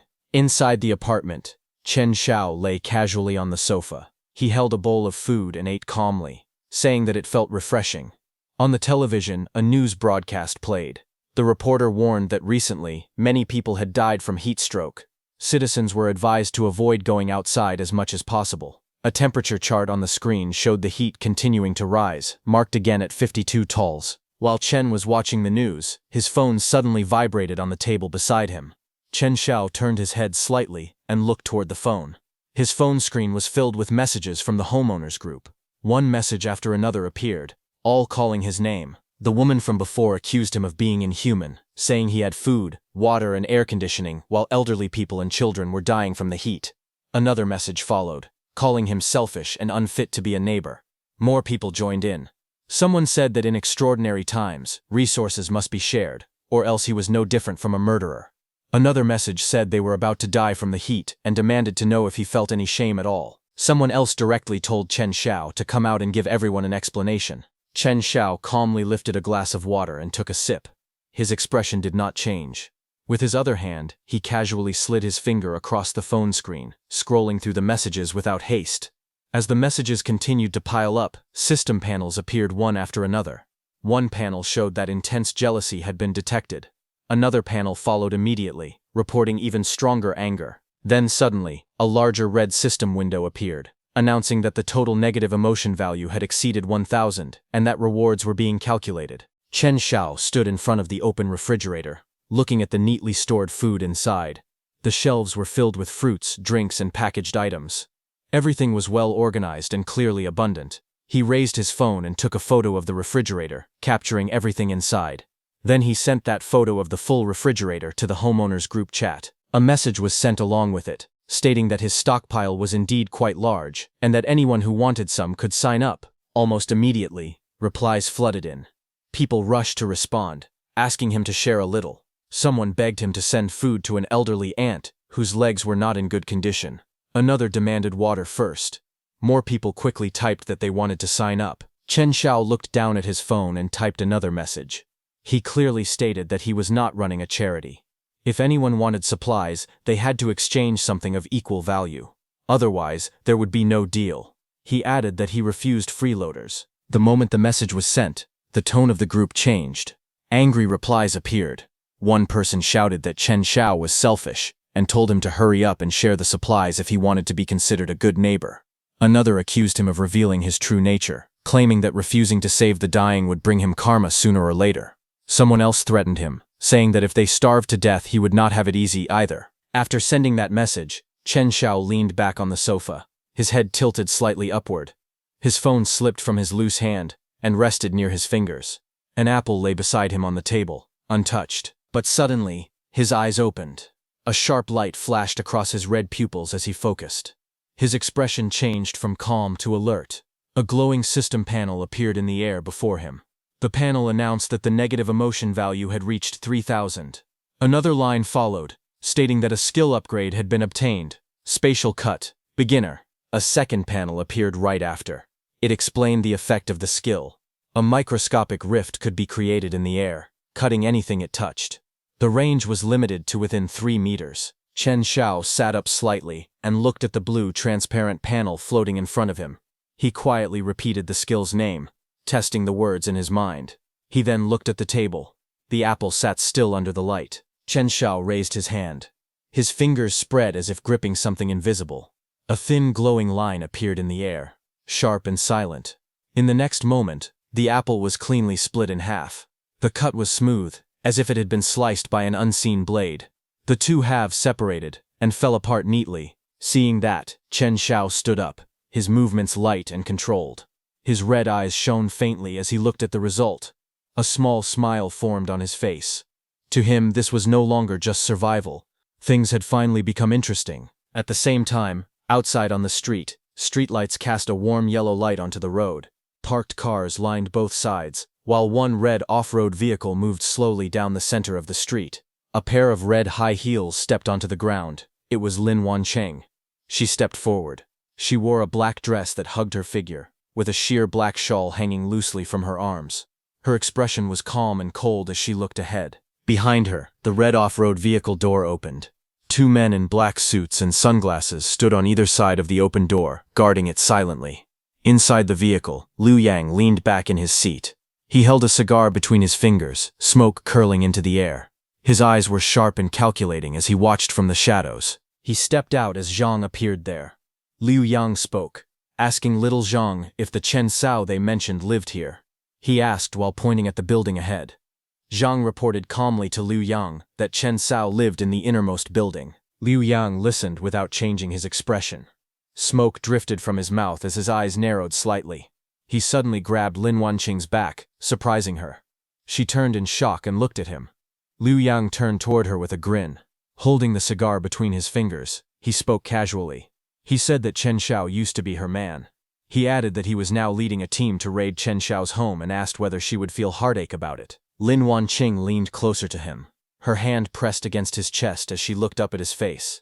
She spoke softly, calling him Brother Liu, and said that at this moment her heart only held him. Hearing that, Liu Yang laughed. His arm wrapped around her waist as he pulled her closer. Seeing that, Lin Wanqing's expression changed uncomfortably. She looked aside with a cold smile and spoke without hesitation. She said that Chen Xiao was nothing more than a useless piece of trash. Saying that, her eyes hardened. She tilted her head slightly and looked down, her voice turning sharp. She called out Chen Xiao's name and declared coldly that tonight would be his death date. While all this was happening, Liu Yang suddenly noticed some figures stepping out from the building entrance, their silhouettes stretching across the ground. Two residents rushed forward. It was Li Dafu and another man. Li Dafu pointed toward the building and shouted that they were homeowners in the complex. He asked if the group had come for Chen Xiao and said they were willing to help teach him a lesson. The other man quickly added that if Chen Xiao tried to escape, they would block his route, because they knew the area well. Liu Yang listened to them. He agreed and said that if they helped catch Chen Xiao, he would share some of the things in Chen Xiao's room with them. Hearing that, the two residents became excited. Li Dafu bowed slightly and thanked him, saying they knew a shortcut and would lead the way. Elsewhere near the building, chaos was visible. Liu Yang's men were emptying the whole neighborhood. Back on the street, Liu Yang, along with Li Dafu, began to move together. Liu Yang walked ahead with Lin Wanqing beside him, and several men followed from behind. The group reached the entrance of Li Dafu's shop, which was being robbed. Seeing that, Li Dafu rushed forward in panic, raising his hands and shouting that this was his home and that they were on the same side. His voice trembled as he tried to stop them. Liu Yang's men who were robbing the shop answered coldly, saying that it was no longer his home. They declared that the entire building now belonged to Boss Liu. On the other hand, Chen's aunt and nearby residents finally realized the danger. She screamed in fear and anger, saying they could not do this and that they had not provoked anyone. A tall man standing beside her kicked her to the ground. Chaos erupted, and Li Dafu and all the nearby residents were knocked down, their bodies scattered across the street. Chen's aunt sprawled on the ground, staring in despair as she thought about her greed. She admitted that she had been wrong, that everything was gone now, even her chance to survive. Another man shouted in regret, calling himself blind for trusting a bunch of beasts. Liu Yang's group moved forward, leaving those residents crying behind. Liu Yang and his men finally stopped right in front of Chen's building, standing confidently with weapons in their hands, metal bats glinting under the lights. Right at the front was Liu Yang, with Lin Wanqing beside him. Liu Yang's face was calm and ruthless, more men appearing from behind, weapons resting on their shoulders. The pressure was overwhelming as they closed in. At the building entrance, a figure finally appeared. It was Chen Xiao, stepping out into the light. Without hesitation, he lifted his arm and threw a sofa straight out of the doorway. The heavy furniture flew through the air and slammed onto the ground with a loud crash, breaking the silence and marking the moment Chen Xiao revealed himself. Chen sat calmly at the table, holding a piece of meat on a fork. He brought it to his mouth and took a slow bite, chewing without any hurry. His posture was relaxed, as if nothing around him mattered. He looked down from his seat and spoke casually, asking if everyone was looking for him. His tone was calm and almost amused as he continued holding the fork in his hand. Liu Yang glared fiercely. He leaned forward and threatened Chen, saying that death was close. He demanded the supplies and promised to leave the body intact if the order was followed. Lin Wanqing stood close beside him, her face tense and her eyes fixed on Chen. Chen lowered his head slightly and wiped his mouth with a napkin. His movements were slow and deliberate. He then lifted his gaze, his expression cold, and remarked that disturbing someone while eating was rude.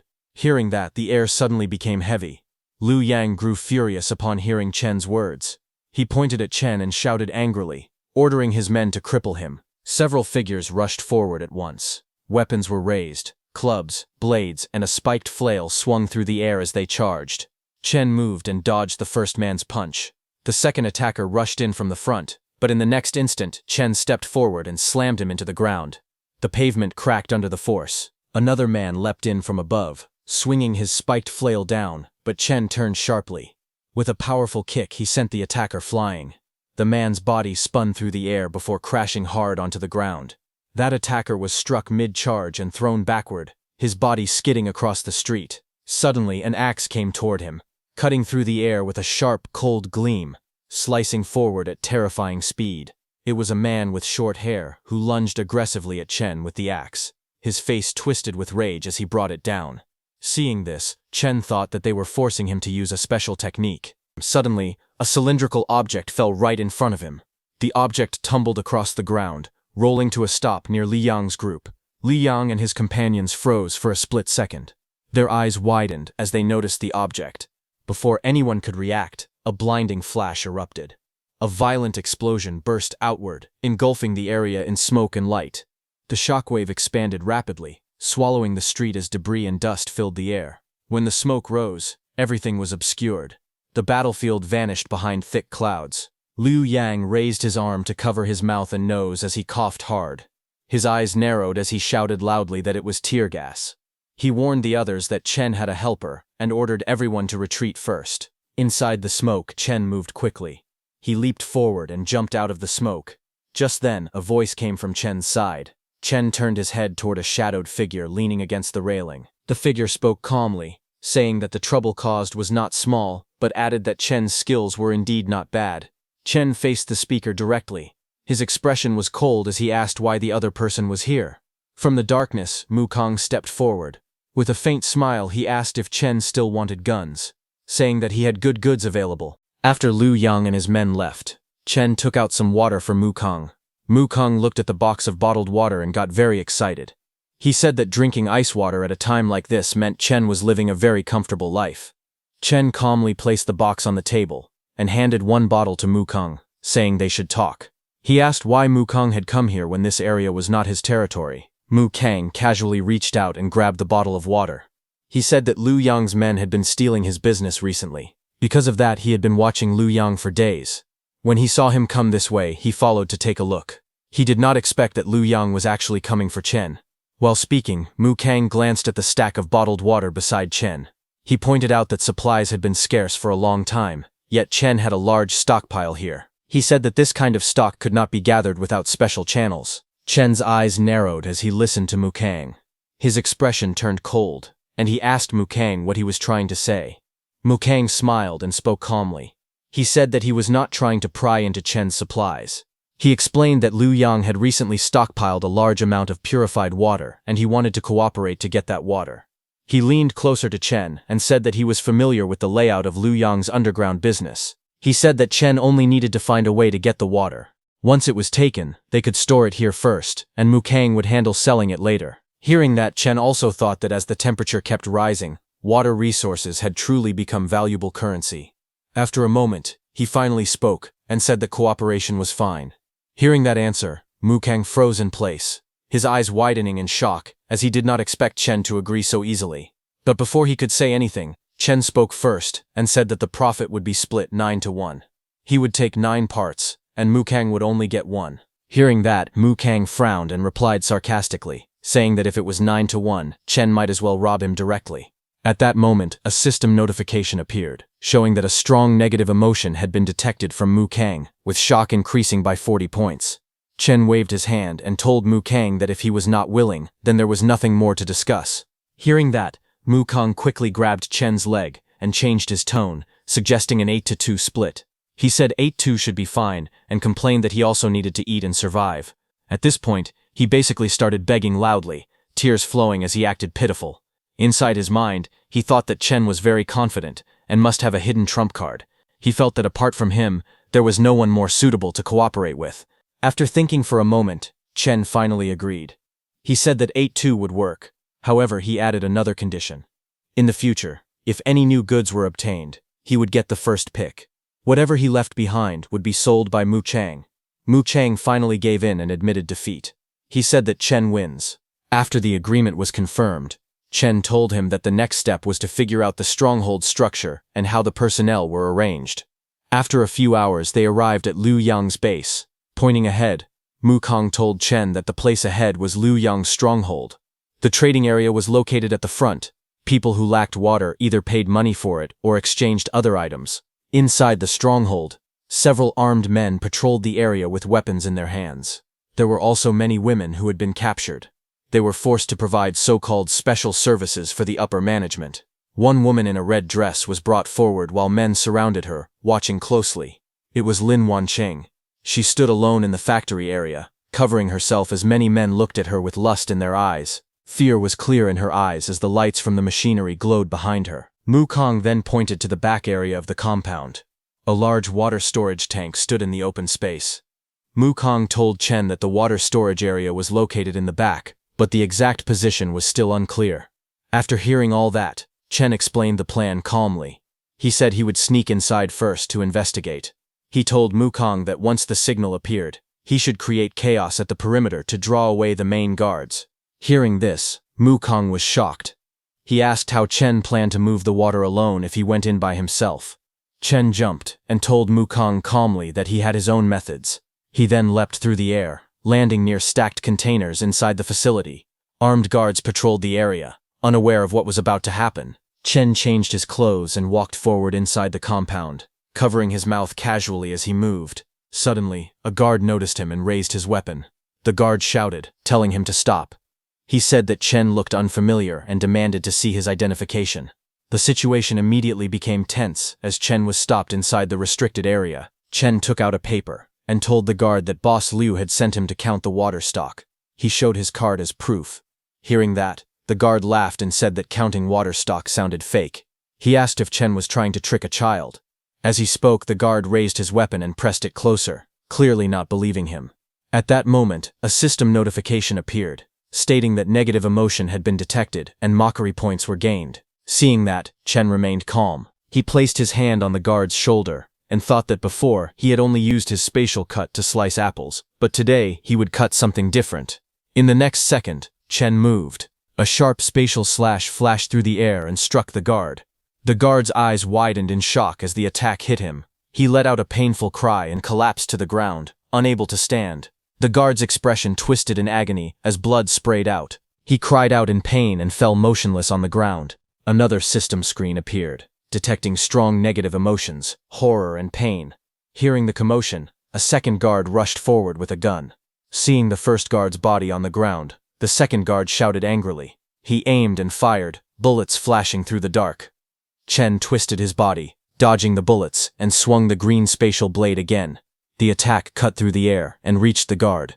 The guard's face filled with fear as he fired again. Gunfire echoed, but the green blade sliced across the guard's body, cutting him into two pieces. The guard screamed one last time, as fear and despair surged through him. A final system notification appeared, showing strong negative emotions, fear and despair. Gunshots suddenly rang out across the area. Other guards shouted that an intruder had sneaked in and told everyone to hurry up. Armed guards rushed forward with their weapons raised. They spread out quickly, searching the area while moving toward the source of the noise. One man fired his gun while turning a corner, but little did they know that the intruder, Chen, stood calmly nearby. While Chen was hiding, a hand suddenly reached out from the darkness and grabbed him. Chen turned sharply to look back, his eyes cold and focused. At the same time, guards gathered around the large water storage tank. More people arrived, surrounding the area as they began a full search. Several armed guards moved toward a nearby building, pointing their weapons and checking inside. Shadows filled the area as more guards closed in from all directions. The one who grabbed Chen from behind turned out to be Li Yu. the woman Chen had saved in Chapter 2. Li Yu raised her finger to her lips, signaling Chen to stay quiet. Both Chen and Li Yu crouched beside a metal building to hide. Chen asked why she was there. Li Yu told Chen that she had been captured.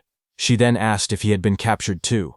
Hearing that, Chen asked if she knew where the water stockpile was. Li Yu replied that they had made her clean up, so she had already figured out the layout and could take him there. However, there were too many guards outside. Suddenly, both Chen and Li Yu noticed something. They turned and saw a metal bucket, and quickly formed a plan. As the armed guards rushed forward searching, a heavy crash suddenly echoed as the metal bucket fell to the ground in front of them. The guards noticed the movement and shouted that someone was over there. They raised their weapons and rushed forward, urging each other to move quickly. But when they arrived, they only saw a metal bucket. Meanwhile, in a dark alley behind them, Li Yu led Chen away. She told him to follow her and said there were no surveillance cameras along that path. They ran together through the narrow passage, avoiding everyone who was searching for them. After Li Yu led Chen to the place where Li Yong was hiding the water, Chen told Li Yu to find a place to hide and wait for him to come back out. Li Yu looked at him quietly and nodded. Chen then walked toward a metal door. He raised his hand, and blue energy gathered around it, forming an energy ball. Chen placed his palm against the surface and slammed the energy into the wall. The energy spread outward in waves as he pressed harder. The blue light burst forward, and the door reacted under the force of his hand. With a loud explosion, the wall shattered. Rocks and debris flew everywhere as Chen burst through. The entire gate exploded with a massive blast, shocking a guard who was patrolling inside. The stunned guard stared at the hole in the wall and shouted in fear, asking who it was and how they got in. Seeing the guard, Chen's red eye glowed in the darkness. In the next second, he moved with lightning speed as a red light flashed. Before the guard could fight back, his neck was struck down instantly. Blood splashed as his expression froze in terror. A cold system screen appeared, showing that strong negative emotions had been detected. Shock, fear, and pain surged all at once. Li Yu slowly opened the warehouse door and peeked inside. She looked worried as she spoke, saying that Chen Xiao had been inside for a long time and wondering if something had happened to him.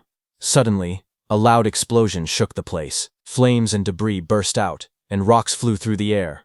Li Yu rushed forward in shock. Smoke filled the warehouse as burning pieces fell around her. She grabbed a brick tightly with both hands, her face tense. Through the smoke, she noticed a dark human figure standing ahead. Startled, she turned toward the shadow. The next moment, she screamed and swung the brick down with all her strength. Before it could hit, Chen stepped in front of her. He caught the attack easily. They stood face to face, staring at each other at close range. Chen spoke calmly, saying it was handled and that they should leave. He walked forward without hesitation, while Li Yu followed behind him, still shaken. After coming out of the warehouse, Chen took out the gun he bought from Mu Kang. He raised the gun, and a shot was fired straight into the sky. It was a kind of firecracker. A bright flash exploded above the buildings, lighting up the night. Li Yu looked up in surprise, her hand covering her mouth. Chen stood in front, wearing a faint smile, completely calm. From a distant rooftop, Mu Kang watched the scene while holding a bottle. Fireworks burst in the sky as he commented that Chen Xiao was not bad at all. He then pushed a cart forward at high speed. Inside the cart were several glass bottles, all burning with flames. From above, the flaming bottles were thrown down one after another. The bottles spun through the air as fire wrapped around them. They crashed into the factory below. Flames burst out and spread across the buildings. Thick smoke rose into the sky as the fire grew stronger. Inside the factory, people shouted in panic. They yelled for the fire to be put out. Someone realized what it was and shouted that it was an incendiary bomb, telling everyone to run. Meanwhile, on a rooftop, Chen ran while looking back at the spreading flames. Fire burned on all sides. Li Yu led the way, telling Chen that this path would lead them out through the south gate. Just then, Chen felt that someone was following him from behind. His face darkened when he saw who it was. It was Lin Wanqing. She rushed toward him through the flames and grabbed onto him tightly. With tears streaming down her face, she begged him to take her along. She said she wanted to leave this place with him. She pleaded, reminding him that they were once lovers. She cried and promised that if he took her away, she would not blame him for using her name to take out loans.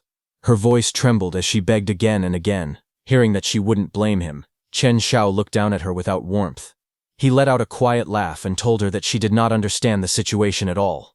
Tears rolled down her cheeks as she stared at him in despair, her face filled with regret and pain. Tears fell from Lin Wanqing's eyes. Her face trembled as fear and regret filled her expression. The scene shifted to her memories. Inside the room, she was trapped. She said they forced her every day and made her serve those old men. She said that if she resisted, they beat her. If she tried to run, they caught her and dragged her back. She cried and said she had nowhere else to go. She begged Chen Xiao to let her live with him, saying she would do anything for him. Chen Xiao leaned close and spoke in a low voice. He reminded her of the past. He said she laughed at him for being poor, called him useless, slept with old men behind his back, betrayed him, and led Liu Yang to kill him. He asked her if she had ever thought this day would come. Her eyes widened in shock as she stared at him, unable to speak.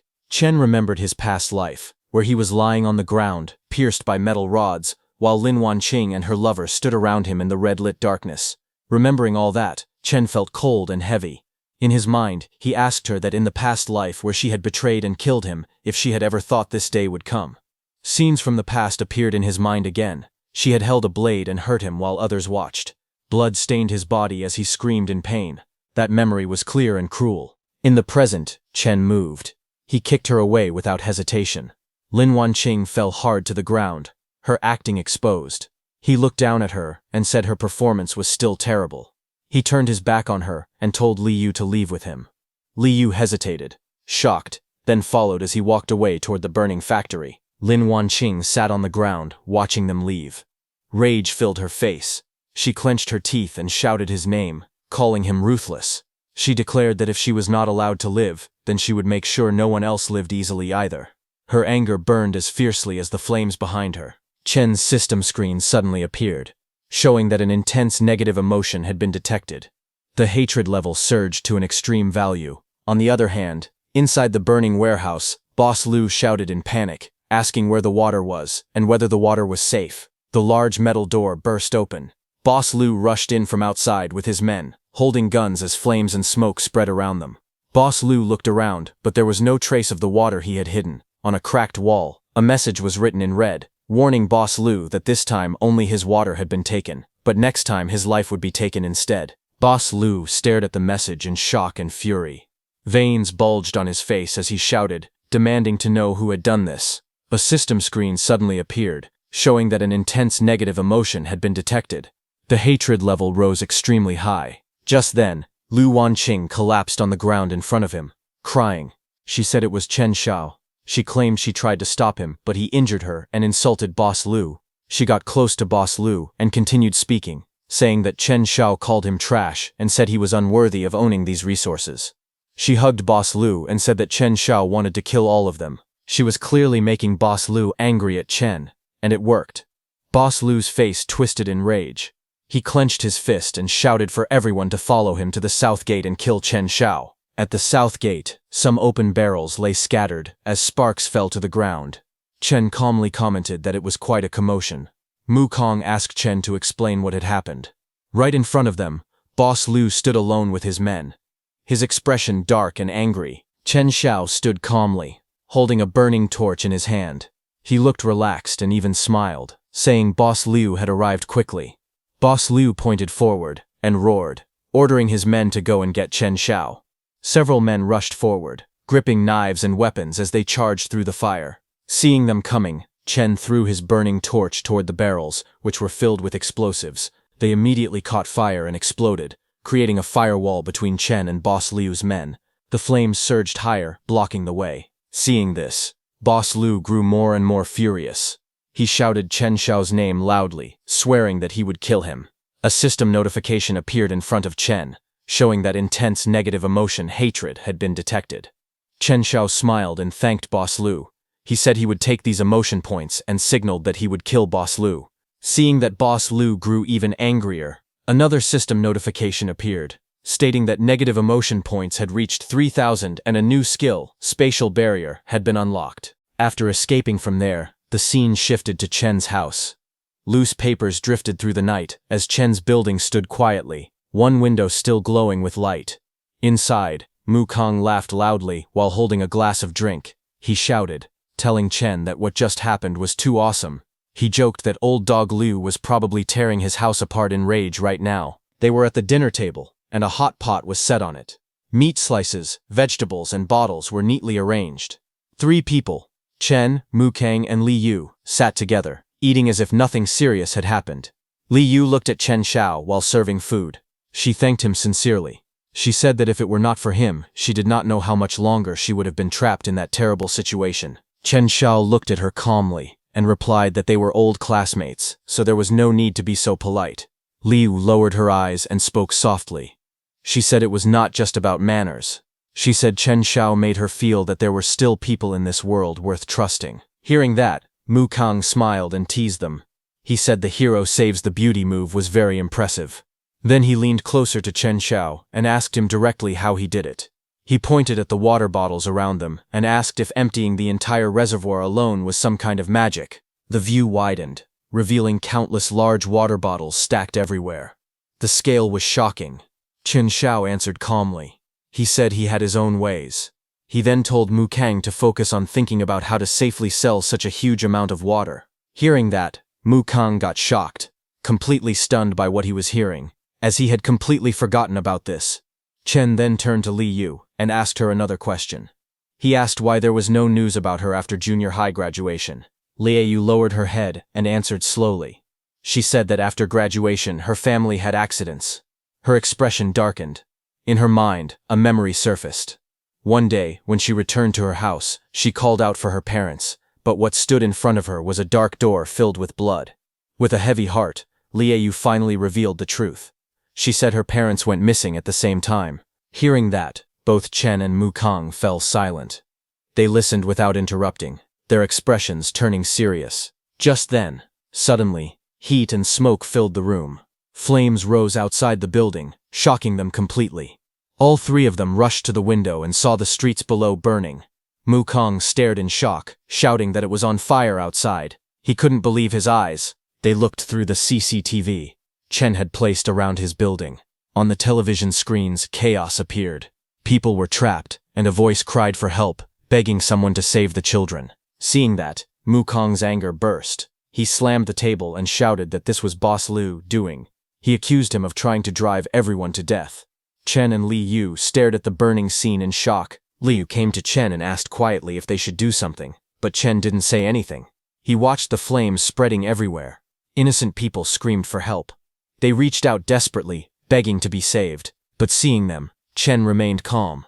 He realized that Boss Liu was trying to use morality and innocent lives to force him out, but Chen was no longer the same person from his past life, the kind fool who would sacrifice himself for others. Outside, Boss Liu shouted angrily. He called out Chen Xiao's name and threatened that if Chen Xiao did not come out, he would burn the entire area to ashes and see how long he could hide. One of Lu Haifeng's men praised him, saying the plan was wise. Even if the fire did not kill everyone, the smoke would. He said they should throw more fuel at the fire. Boss Liu stepped forward through the flames and mocked Chen, saying Chen Xiao was foolish to think he could fight him. He sneered and said this was only the beginning. The fire continued to spread, burning all the nearby buildings. Danger grew closer and closer as the fire continued to grow. Inside Chen's room, while watching the scene outside, Mu Kang panicked and warned Chen Xiao. He said they could not continue like this. The heat would spread inside. Even if they did not burn to death, they would be roasted alive or suffocate from the lack of oxygen. But Chen Xiao stood calmly in front of the computers. His expression did not change at all. Just a smile appeared on his face. In his heart, he thought that in a high-temperature apocalypse, it would be foolish not to install the highest-level fire protection system in a safe house. He slowly raised his hand and pressed a red button inside his system. Just as he pressed it, outside, a device on the building activated. A powerful stream burst out and sprayed forward like a cannon. The white force cut through the flames, pushing the fire back and suppressing it as it roared across the burning buildings. Next, some barrels were thrown and scattered across the ground. They released smoke, which formed a thick wall, blocking the way forward. They were filled with fire extinguishers, which immediately started extinguishing the fire around them. Watching from inside, Mu Kang stared at the screen in shock. He realized that the barrier blocking the fire was made from nano-grade aerogel. He couldn't believe it. This level of material was military grade. Seeing that, Li Yu covered her mouth in disbelief as she looked at Chen. She finally understood how the building was stopping the fire from breaking in. Outside, Boss Liu, standing in the flames, slowly lifted his head. He looked at the building ahead, his eyes cold and sharp. The fire reflected in his gaze as he sneered. He muttered that this was nothing but a struggle before death. One of Boss Lu's men raised a bottle and threw it with all his strength. The bottle flew through the fire and smoke. It exploded with a huge blast. The explosion shook the ground. Those fire extinguisher barrels were blasted away, and the flames surged higher. The explosion sent Boss Lu's men flying, injuring them. But Boss Lu didn't care. He shouted angrily, ordering them to keep going. He said he did not believe the other side's defense could last forever. Just then, one of his men panicked and yelled that the fuel was almost gone. He said the white mist was too terrifying. At that moment, Chen stepped out calmly, holding a megaphone. He spoke lightly, asking Boss Lu if he had played with fire long enough. He invited Boss Lu inside for a glass of ice water to cool down. Hearing that, Boss Lu and his men, who stood in formation on the burning ground, grew very angry. A red system screen appeared in front of Chen, saying it detected 888 strong anger negative emotion. Boss Lu clenched his fists and changed his mind. He said killing Chen Xiao would be too easy. He wanted something worse. In his thoughts, he claimed Chen's house for himself. It was fireproof, strong, and self-sufficient. He believed it was the perfect shelter. He laughed and said fire attacks would not work. If that was the case, he would tear away the last bit of civilization himself. He looked toward two people who were tied together. They were residents of Chen's building. They trembled in fear, their faces pale as they looked toward the danger. Chen stood silently, holding the megaphone. His eyes were cold and calm without fear. The flames continued to burn as their confrontation was far from over. Flames raged across the street as Boss Lu shouted in anger. He called out for Chen Xiao to come out and face him. He said people were suffering because of him and demanded that he stop hiding. Chen's aunt cursed him loudly, calling him a brat who had offended Boss Lu and dragged everyone into danger. She begged him to come out and take responsibility. Inside, Mu Kong stood firm with anger burning in his eyes. He said that Lu Haifang had gone too far and that if things became worse, he would rush out and fight him to the death. But Chen wasn't angry like that. Even after seeing Boss Lu using other people's lives to blackmail him, he understood that in this cruel world, being soft-hearted was no different from choosing death. Outside, Boss Lu laughed coldly. He mocked Chen Xiao for hiding like a coward and threatened to start hurting others if he didn't come out. Grabbing an old man by the collar, he warned that Chen Xiao would face a terrible death for what he had done. Watching from inside, Chen immediately recognized that old man as Grandpa Wang. Seeing him, he remembered his past life. On the burning street, injured Chen had once lain on the ground. At that time, beside him, this Grandpa Wang had knelt and given Chen some water so he could survive. He told Chen that as long as he stayed alive, there would always be hope.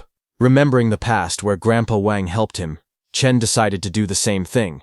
He told Mu Kang to stay inside and protect Yu. He said he would go and settle the score with Boss Lu himself. Yu Atra looked at him with worry, but he had already made his decision. He stepped forward without hesitation. He opened his door and stepped outside. Flames spread across the street as smoke filled the air.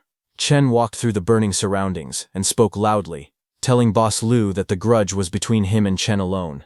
It had nothing to do with anyone else. In the distance, Boss Lu held Grandpa Wang hostage and mocked Chen.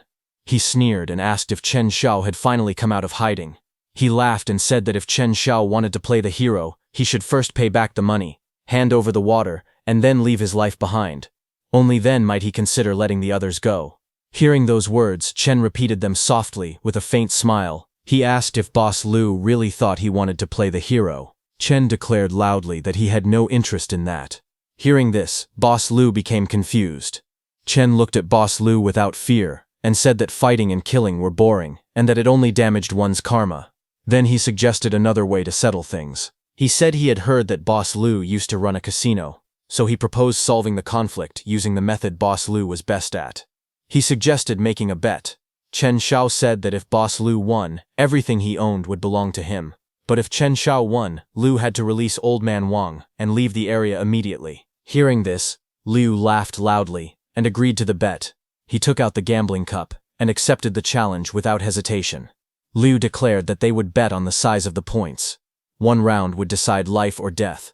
Saying that, he threw the cup forward with force, starting the deadly gamble. Chen Xiao caught it calmly, his expression steady and confident as he said that he would bet on big. A tense atmosphere filled the area as the two stood facing each other like enemies in a duel. Dice rolled inside the cups as both of them prepared for the gambling showdown.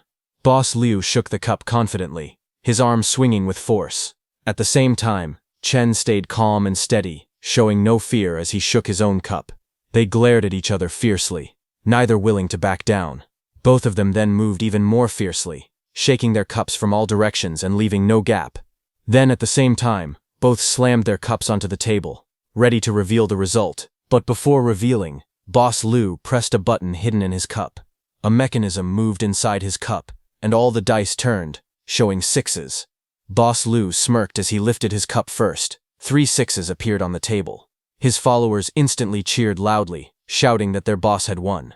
Laughing proudly, he declared that it was 3 sixes, and that his opponent had lost. However, Chen remained calm. He slowly spoke, telling them not to rush because the winner had not yet been decided.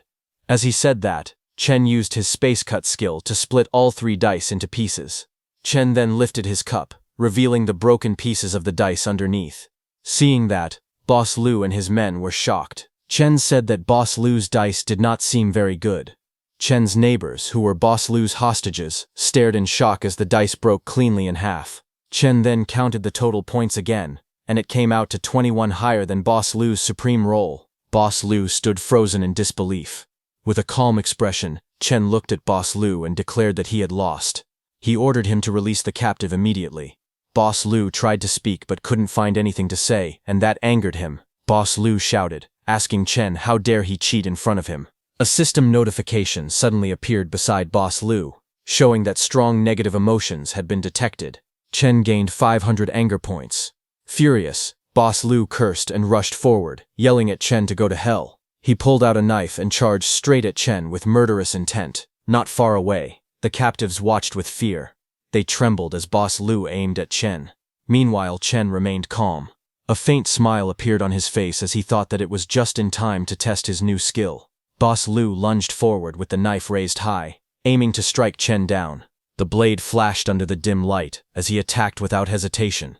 But Chen moved to his side and dodged the knife. Before Boss Liu could reach him, something shot past him into the air at high speed. It was a smoke bomb, which flew past Boss Liu's face and slammed into the ground between them. In the next moment, a loud explosion erupted. Smoke and dust filled the area. Boss Liu's subordinates panicked and shouted for their boss. They rushed toward the smoke, calling out to him. When the smoke cleared, Boss Liu stood there coughing but alive. His men asked if he was okay. Boss Liu covered his mouth and said he was fine. Then he ordered them to go and find Chen immediately. As he looked ahead, he saw Chen standing right in front of him inside the smoke.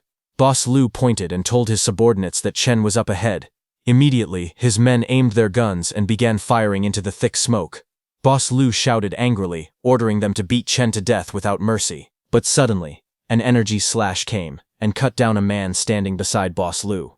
Boss Liu heard a shout of pain and turned in shock. He demanded to know what was happening as chaos broke out in front of him.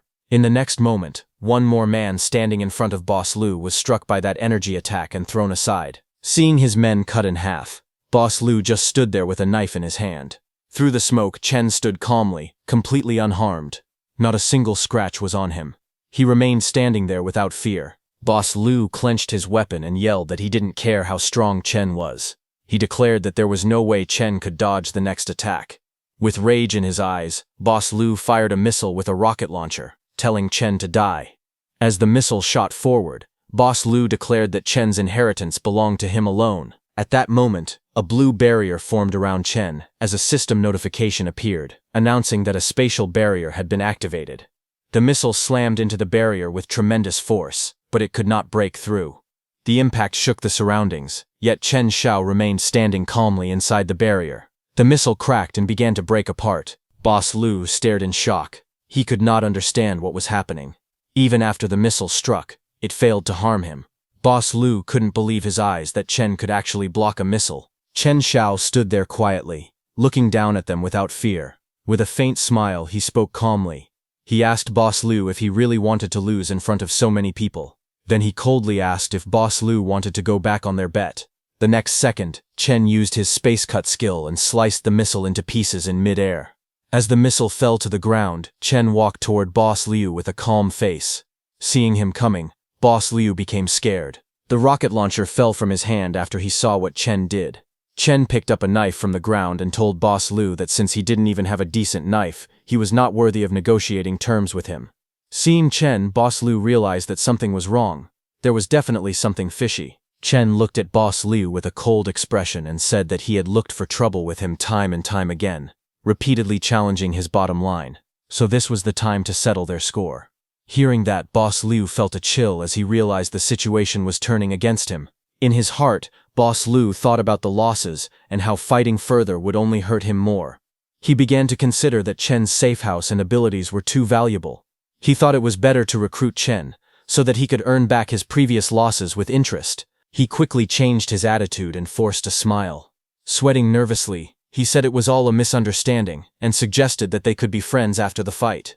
Boss Lu tried to make peace, hoping to strike a deal and avoid further trouble. Boss Lu lay on the ground, sweating heavily. He looked up at Chen Xiao and begged him to listen. He said that killing him would only stain Chen Xiao's hands with blood. Desperate, he added that in this world, human life was cheap, but he could help Chen Xiao survive and live better. He quickly revealed that he had a batch of medicine, antibiotics like penicillin and cephalosporin. He asked if Chen Xiao understood how precious those medicines were now. Boss Liu explained that even a small infected wound could take a person's life. If Chen Xiao let him go, he promised to share the medicine. Chen Xiao listened quietly, his red eyes cold and unreadable.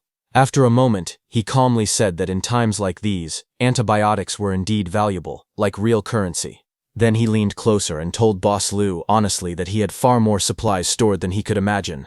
Boss Liu tried to smile and argued that Chen Xiao only had food and water, but no medicine. He warned that a single illness could be fatal. Finally, he suggested cooperation. He said the medicine was hidden in an abandoned factory in the West District, and only he knew the password. Chen Xiao looked down at Boss Liu and calmly said that it was all right. Then he patted Boss Liu's shoulder and added that tonight's matter would end there. Hearing that, Boss Liu quickly agreed. He said it was good that the misunderstanding had been cleared up. Chen Xiao put an arm around Boss Liu's shoulder and told him to go ahead. He said they could talk about the details another day. Boss Liu walked forward, rubbing his head, still shaken. Soon his men stepped closer and called out to him. Boss Liu regained his composure. He looked at his brothers and told them it was time to leave. With that, he led his men away into the night. After Boss Liu and his men left in a hurry, Chen Xiao stood alone on the empty street. Smoke drifted through the air, and the burning cars lit the night with orange flames. He lowered his head slightly, a faint smile on his lips. He let out a quiet laugh, and thought to himself that a password alone could never stop him. Even without a password, he could still open the door. Later, he walked toward a group of people waiting near the stairs. He gently held Grandpa Wang's hand and told him that everything was fine now. He said all those people were gone. The others around them slowly relaxed, but Chen's aunt looked at Chen with anger in her eyes. Before she could say anything, she suddenly remembered that even Boss Liu couldn't do anything. Sweat rolled down her face as fear filled her eyes. At that moment, a system notification appeared, showing that fear had increased by 100 points. Grandpa Wang held Chen Xiao's hands tightly and thanked him with tears in his eyes. He said that Chen Xiao had saved his life. If he ever needed this old man in the future, he should just ask. Even though he was old and could no longer risk his life in a fight, he could still plant seedlings and help with chores. Chen Xiao gently told Grandpa Wang that he understood his feelings. He asked him to go back home first, lock the door, and get some proper rest. Later that night, the city was covered in a deep red glow under a blood-colored moon. As Boss Liu and his men walked through the alley, one of his men admitted that Chen Xiao had truly scared him. Boss Liu snorted coldly. He called Chen Xiao a rash young man and said there was no way he would really share the medicine. Cooperation? That was a joke. He took out a cigar and smiled darkly. He said he had only been stalling. First, he would steady Chen Xiao and wait until he got the supplies into his own hands. After that, he would decide how to kill him. In his eyes, Chen Xiao was still too inexperienced to fight him. Hearing that, one of the men grinned and praised Boss Liu, saying that the boss was truly wise. He mocked Chen Xiao for daring to fight against him, and said he doubted Chen Xiao would survive more than 3 days. Boss Liu's expression slowly turned serious. He admitted that something about Chen Xiao felt wrong. Even artillery shells had not been able to get close to him. That alone proved Chen Xiao was not ordinary. He calmly told the red-haired man, whom he called Pineapple Head, to spend the next few days investigating Chen Shao carefully. But before he could finish speaking, something sudden and very bright sliced through the air. A strange force struck Boss Lu's neck without warning. Blood burst from his neck as his eyes widened in shock. The cigar slipped from his hand. His men froze in fear. They stared at him in horror and shouted that they had seen a ghost. Panic spread among them as they screamed and ran. Moments later, Boss Lu's body lay motionless on the cold ground of the alley. Under the red moon, the narrow street fell silent once again. Under the red sky, Chen Shao stood quietly on the rooftop. He looked down at Boss Liu below with calm eyes. Stretching out his hand slightly, he said softly that Boss Liu's story had ended forever. The next morning, an emergency broadcast spread across the city. It announced that the global high-temperature disaster was completely out of control. Many climate tipping points had been broken, and the ecosystem was close to collapse. The authorities officially advised people to make a choice based on their situation. They could migrate north to temporary shelters built by the government, or they could stay where they were and wait for rescue.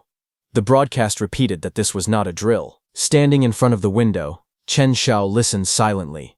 He thought that going north to the so-called Pure Land would only lead to another disaster. Waiting for rescue was even more unrealistic. In his heart, he knew the real nightmare had only just begun. He remembered from his previous life, seeing a giant snake lift its head. Its red eyes glowed fiercely as it opened its mouth wide. Chen knew that soon something even more terrifying was about to happen. In the burning world, strange changes began to occur. Heat-resistant mutant beasts appeared. They were not afraid of the extreme temperatures. With glowing eyes and huge bodies, they roamed freely, ready to devour everything humans had built. Among humans, some people awakened special powers. These awakened ones began to form their own groups to fight for food, water, and supplies. In the struggle for resources, they did not hesitate to fight and even kill each other. Chen Shao understood this clearly. He knew that guarding his safe house was not enough. He wanted to turn it into the final fortress for survival in this apocalypse. Outside, people gathered in front of his building. They shouted angrily that they were starving and that their homes had been burned to ashes. They called Chen Shao, asking what he was doing now. The crowd grew angrier. They complained that Chen Shao was occupying such a big and strong fortress all by himself. Inside, he had food, drinks, and even air conditioning, while everyone else was starving in the heat. They questioned what right he had to live like that. Some of them shouted for him to come out. They blamed him for refusing to help earlier, and said that everyone's suffering was his fault. They demanded an explanation. One man stepped forward and declared that they had already decided. Chen Shao had to share the safe house. Everyone would take turns living inside it. They claimed it was for the sake of collective survival. While the crowd banged on the door outside, Chen Shao remained calm inside his apartment. He stood in his cool kitchen, quietly cooking a steak. The sound of sizzling meat filled the room. Music notes floated lightly in the air, and everything inside felt peaceful. After plating the steak neatly, he even took out his phone and snapped a photo of the meal. The temperature inside the room showed a comfortable 22 degrees. He then posted that photo in the society group chat. Soon, comments began to appear online. People were shocked that he was still eating steak. They complained that they could not even get water to drink. Yet he was still using air conditioning. Some angrily called him selfish and said he was doing it on purpose. But Chen Shao did not seem to care at all. A system screen appeared in front of Chen Shao. It showed that jealousy had increased by 150 points, anger by 130, and despair by 95. The negative emotions from outside were rising quickly. Looking at the phone in his hand, Chen Shao smiled faintly. He calmly thought that incompetent fury was the cheapest emotion in the apocalypse. Outside, one of the men stared at his phone with wide eyes, his face twisted with rage. He cursed loudly, saying that Chen Shao refused to share even a simple toast, yet he was eating steak and living comfortably. He swore that he would kill him. In his anger, the man smashed his phone hard onto the ground. Some time later, Chen Shao opened his door to go outside, saying he would first scout the abandoned factory in the West District.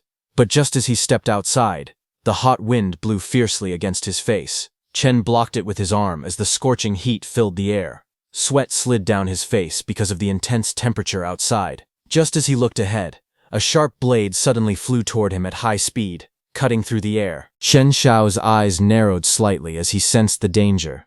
He immediately dodged as a heavy cleaver flew past him at high speed and slammed into the thick door with a loud clang. The blade stuck into the door, trembling from the impact. From the front, several men rushed forward angrily. One of them shouted loudly that if Chen Xiao did not give up the house today, they would cripple him. The bald man charged at Chen Xiao first, raising another cleaver in his hand. His face was full of anger as he swung the weapon forward. But before the attack could land, Chen Xiao moved. He stepped forward calmly and closed the distance in an instant. He moved with terrifying speed, and seeing him, the bald man's eyes widened in shock. At the same moment, Chen Xiao grabbed the man's wrist tightly, stopping the cleaver from falling. With a sharp twist of his arm, Chen Xiao bent the attacker's arm backward. The man screamed in pain as his body was forced to bend with the motion. The fight had just begun, but Chen Xiao had already taken control of the situation. Chen Xiao reacted instantly when the attack came. The bald man tried to swing the cleaver down with full force, but Chen Xiao moved faster. In mid-air, Chen Xiao raised his arm and blocked the attack directly. The blade stopped just inches away. With a quick motion, Chen Xiao grabbed the bald man's wrist tightly and then forcefully seized the cleaver from the bald man's hand. At that moment, another man rushed in from behind, raising his own cleaver and preparing to strike Chen Xiao. Chen Xiao's eyes turned cold as he saw the second attacker. Before the second attacker could land his blow, Chen Xiao moved again. The attackers tried to surround him, swinging their weapons wildly from all sides. But Chen Xiao twisted his body and countered with incredible speed. Blades flashed through the air as he overwhelmed them with multiple strikes. Chen Xiao didn't stop there. In the next instant, Chen Xiao struck back. A powerful slash cut across all of the attackers. Blood sprayed as they collapsed to the ground. They had rushed in with confidence, thinking they could easily overpower Chen Xiao. But in just a few moments, the fight had completely turned against them. An orange-haired man crashed onto the ground, his face covered in blood. He groaned in pain as the impact shook his body. Standing over him, Chen Xiao held the cleaver calmly. His presence alone made the air feel heavy and terrifying. The orange-haired injured man shouted angrily, asking if he really dared to kill people in broad daylight. He pointed out that many people were watching. At that moment, a red system window appeared in front of Chen Xiao, showing that he had gained 1,000 fear points. Chen Xiao looked down at him coldly. The man on the ground trembled and asked nervously if Chen Xiao was going to kill him. Chen Xiao looked back at the other attackers lying on the ground, badly injured and unable to move. Sweat poured down their faces as fear filled their eyes. Chen Xiao said that killing them would only dirty his hands. Killing them directly would be letting them off too easily. He slowly walked away, leaving the injured men behind on the ground. His voice echoed calmly as he explained that in this hot weather, wounds could easily become infected. Ulcers, infection, and even sepsis could follow. For them, that slow suffering would be far worse than a quick death. Chen Xiao's cold voice echoed in the air. He said that in just a few days, they would slowly rot in pain. The scene then shifted to another place. It was the West District factory. The factory building stood quietly under the sunlight. Rusted metal walls and old pipelines surrounded the area, making the place look deserted. Chen Xiao walked near one of the buildings. As he looked around, his eyes suddenly stopped on something mounted on the wall. It was a surveillance camera. Without hesitation, he raised his hand and used his space cut skill. A sharp, blue streak of energy shot out from his fingers like a blade. In the next instant, the energy cut straight through the camera. The lens shattered instantly, and broken glass scattered as the camera was destroyed. Chen Xiao walked toward the factory door and raised his arm. Blue energy streaks flashed through the air around the entrance as he cut down the door. Without hesitation, he pushed the door open and stepped inside the building. The moment he entered, a strange green smoke began spreading through the room. The gas filled the air and quickly surrounded him. It carried a strong and irritating smell that burned his nose. Chen Xiao suddenly coughed and covered his mouth. He immediately realized what it was. It was poison gas. His breathing became difficult as the gas spread deeper into the warehouse. Chen Xiao's body began to feel weaker with every breath he took. His expression darkened as he understood the situation. This was not an accident. It was a trap. Inside the warehouse, two figures appeared behind Chen Xiao. They watched him through the poisonous smoke while he struggled to stay standing. Chen Xiao covered his mouth with his hand and kept coughing. The poison gas filled his lungs, making it hard for him to breathe. Sweat rolled down his face as his body felt weaker. At that moment, a man wearing a gas mask stepped forward from the smoke. He held a syringe and injected something into Chen's arm. Just as he did that, Chen suddenly felt a very strong effect in his body. He was shocked. The masked man holding the syringe looked down at Chen Xiao. He spoke in a relaxed tone and asked if Chen Xiao was feeling any better. He explained that the nerve gas inside the warehouse was not deadly, but it was extremely unpleasant and could weaken the body. Chen Xiao slowly raised his head and looked at the masked man with sharp eyes. Still coughing, he asked who these people were. Inside his mind, Chen Xiao quickly thought about the situation. He wondered why there were guards here and why Boss Lu had never mentioned them. For a moment, he suspected that Boss Lu might have set him up. However, after looking carefully at the two people in front of him, Chen Xiao felt that they did not seem truly malicious. The masked man finally introduced himself. He calmly said that his name was Lin Guodong, and he was a biomedical researcher. Professor Lin calmly continued his explanation. He said that his research focused on human evolution in extreme environments. His work studied how the human body could change and adapt when facing harsh conditions. Then he pointed toward the woman beside him and introduced her. He explained that she was his student, Su Ru. He also mentioned that he was the person in charge of this place. Su Ru stood nearby holding a metal case. She smiled politely and simply greeted Chen Xiao with a friendly hello. Professor Lin then explained that the poison gas outside was only a security system. It was placed there as an anti-theft measure to stop intruders. However, Professor Lin seemed more curious about something else. He adjusted his glasses and looked closely at the door. He said he was very curious about the tool Chen Xiao used earlier because the incision he made was extremely unique. Chen Xiao listened carefully and slowly caught his breath. He thanked Professor Lin for saving him, but when he heard the words biomedical researcher, he felt surprised. His eyes moved around the warehouse as he began to observe the place more carefully. Inside the room were many refrigerators and shelves filled with bottles and samples. The environment clearly looked like a secret laboratory. As Chen Xiao continued looking around, his gaze suddenly stopped. In the dim green light of the room stood a terrifying skeleton of a dinosaur. Its skull was large, and its sharp teeth were exposed. Chen Xiao looked around the room carefully. The place looked like a strange laboratory filled with large machines and glass tanks. A huge metal door labeled Gate EO7 stood nearby, and a glowing container bubbled with liquid beside it. Seeing all of this, Chen Xiao wondered if the place even looked like a medicine storage room. Professor Lin walked toward a large refrigerator filled with different medicines and bottles. He calmly told Chen Xiao that if he needed medicine, he could take whatever he wanted. Professor Lin smiled slightly and said Chen Xiao should consider it an apology for the strict security measures earlier. He also called it a small gift for their first meeting. Hearing that, Chen Xiao did not hesitate. He stepped forward and opened the refrigerator.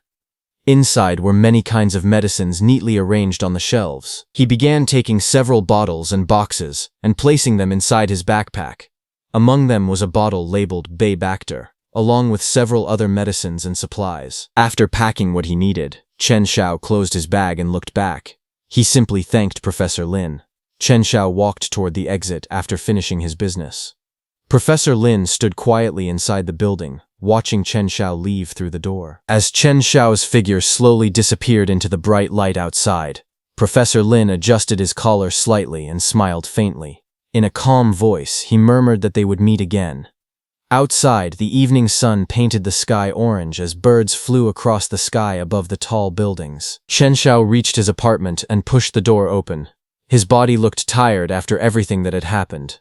Leaning against the door, he let out a long breath. In his mind, he thought about what had happened earlier. Although Professor Lin had saved him and did not make things difficult for him, something still felt strange. The way Professor Lin looked at him made Chen Xiao feel uneasy. That strange gaze gave him chills. Just then, a message came in the homeowners group chat on Chen Xiao's phone.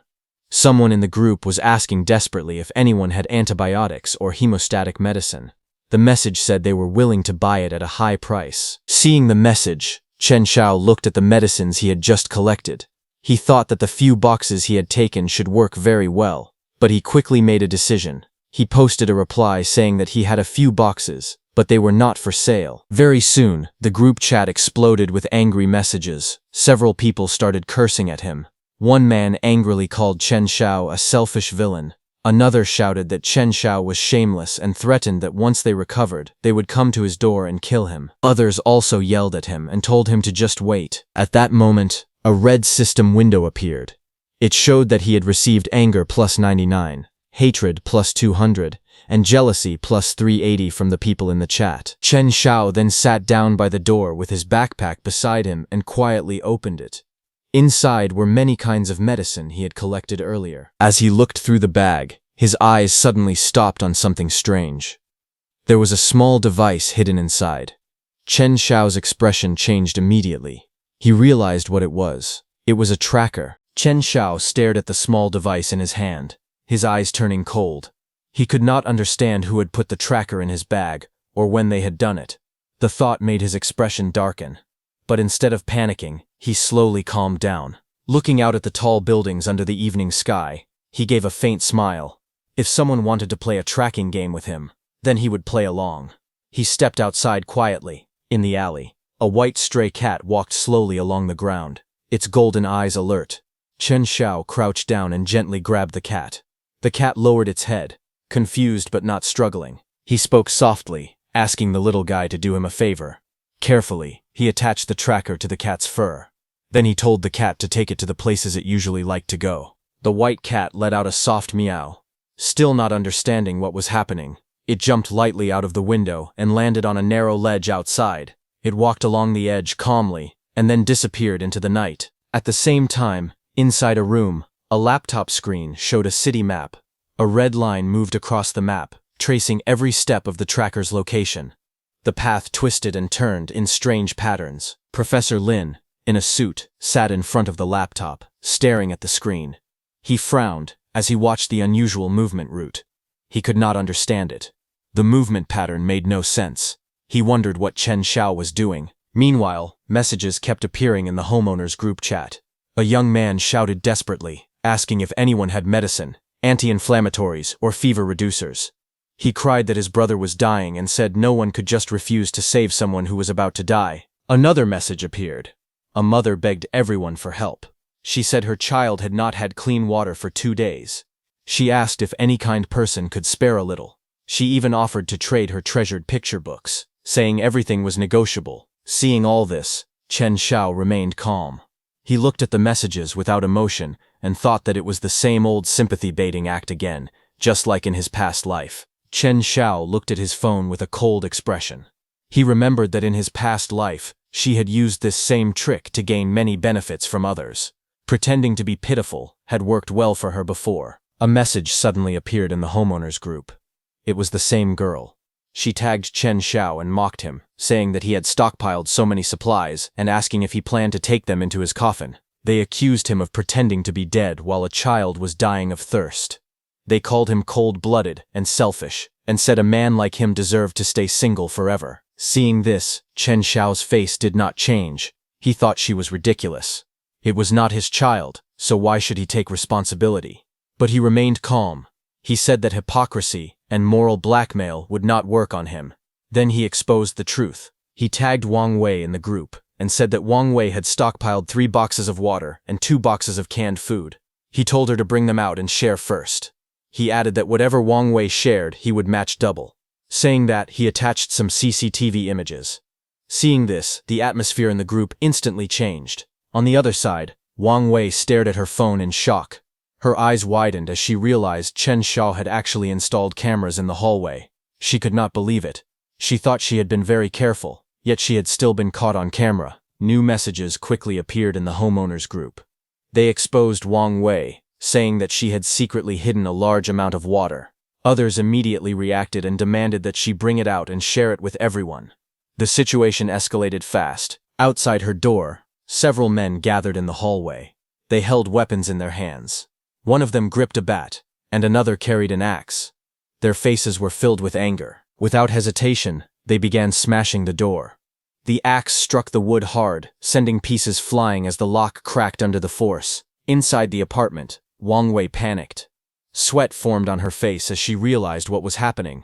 Then a furious man shouted from outside. He yelled at her to hand over all the food and drinks immediately. The man outside the door shouted in anger, warning her not to force them to take action. They broke her door and entered. Inside the room, Wang Wei looked up in fear as a tall man stood in front of her. She felt small and helpless under the red light. Several men rushed in like wild animals. Boxes flew through the air as they pushed their way inside. One of them raised his arms in excitement, while others quickly grabbed the stacked supplies. They did not hesitate. They threw the boxes aside, fighting over them and stuffing what they could into their arms. In the middle of the chaos, a young woman with a ponytail crouched down and quickly packed water bottles and food into her bag. She moved fast, afraid that someone else would take them first. The room was soon filled with scattered boxes and loud footsteps. Those men didn't leave Wang Wei. After they were done with her, she sat on the floor near the bed. Her body was covered with bruises and dirt. Her dress was torn, and her face was pale. She sat there silently, tears running down her cheeks. Her eyes were empty and full of shock, as if she still could not believe what had just happened. On the other hand, the man who had tried to fight Chen knelt beside his dead brother's body. Flies circled around the corpse, and the air felt heavy and hot. Holding back his tears, he lowered his head and quietly told his brother to rest in peace. Behind him, 2 other men stood in silence. Their faces were pale and tense. The situation felt hopeless. Someone in the crowd shouted that they could not just leave the body there. In this heat, it would rot and stink, and everyone would get sick. Fear spread among the people. Hearing that, one of the men asked the crowd what they should do, and wondered if no one cared whether they lived or died. At that moment, a calm voice echoed from the stairs. It was Professor Lin, who stepped forward, telling everyone not to panic and to stay calm. His assistant stood behind him quietly. Professor Lin introduced himself and said that they were a medical team under the city CDC, here to help everyone. He faced the crowd and said that they had all suffered. He explained that they came as soon as they received the order, but the road had been blocked, so they had arrived a little late. Then he calmly put on a pair of white gloves and checked the man's corpse. He said it was not too late to handle the situation. In such high heat, the corpses needed professional and safe disposal immediately. Speaking in a calm voice, Professor Lin warned everyone that if an epidemic broke out, the consequences would be unimaginable. The people around him grew even more nervous. Then his team brought out disinfectant tablets and basic medicines. He explained that supplies were limited, so everyone had to share them according to need and use them properly. A blonde woman happily accepted the items. She thanked them again and again, saying they were truly their saviors. The people around her looked relieved. Someone said with emotion that they knew the country had not forgotten them. Hope slowly returned to their faces as they looked at the medical team with gratitude. But behind his calm expression, Professor Lin had a different thought. He realized that the signal nearby had become completely chaotic. He believed that Chen must be somewhere in this area and could not have gone far. Opposite their building was Chen's building.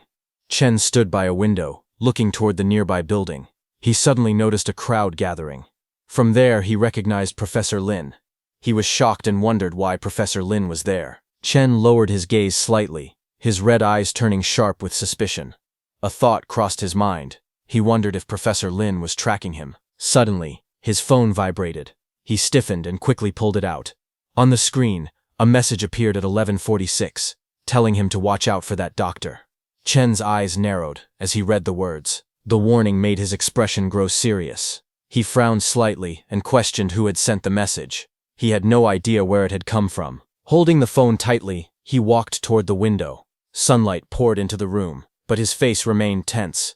He looked at his reflection on the dark screen. His red eyes stared back at him, filled with doubt and caution. From a high rooftop, a long telescope was pointed toward Chen's building. Behind the telescope, a shadowy figure adjusted the lens carefully. The person remained hidden in the shade, silently watching. At that same moment, Chen, wearing a cap, lowered his head slightly as if he had realized something. His red eye narrowed sharply as his expression turned serious. A heavy feeling rose in his chest. He began to wonder if there was someone else watching him too. Chen immediately called back on that number, but a voice came from the phone saying that the number he had dialed was a virtual number.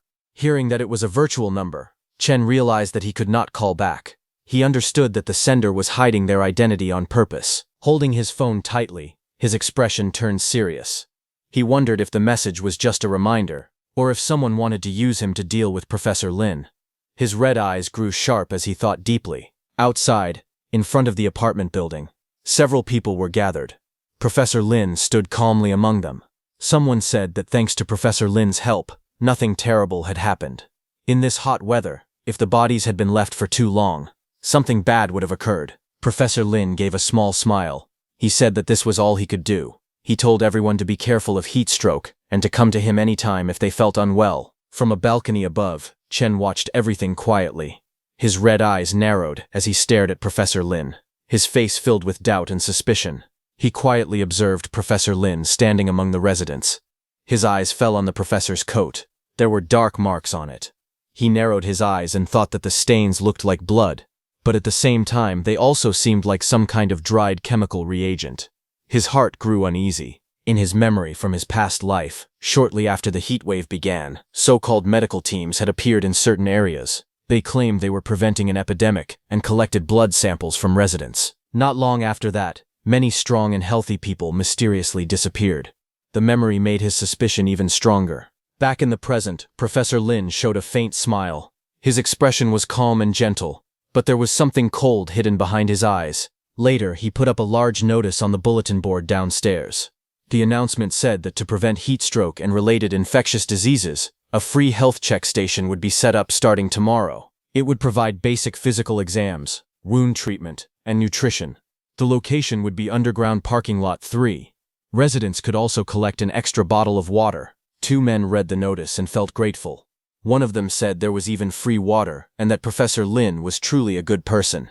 The other agreed, saying that even in such hot weather, Professor Lin still cared enough to give everyone checkups. While the residents felt thankful, Chen, watching from afar, only grew more suspicious. In a quiet alley, that same small white cat, on which Chen had placed a tracker, came to a bowl of food happily. From the shadows, Professor Lin walked slowly into the alley. He looked down at the cat and calmly said that no wonder the signal was drifting. The cat did not seem afraid. It continued eating peacefully. Professor Lin looked at the little cat and softly remarked that the little guy was eating so happily. He then reached out and gently patted the cat's head. But inside Professor Lin's coat pocket, where several syringes were hidden, a sound suddenly came. Hearing that, Professor Lin's expression suddenly turned serious. He quietly realized that he had been spotted. A system-like message appeared, showing emotions rising, speechlessness and unwillingness increasing. At the entrance of the alley, Chen stood in the shadows, watching everything carefully. The moment Chen saw Professor Lin with that cat, he realized the truth. It was really him. Sometime later, in an underground parking lot, many people stood in line. The place was messy, with shopping carts left around, trash on the floor, and old cars parked nearby. The air felt heavy and strange. The weather had been very hot for a long time. A young woman wiped the sweat from her face and complained that it had not rained in a while. She wondered when it would finally rain to cool everything down.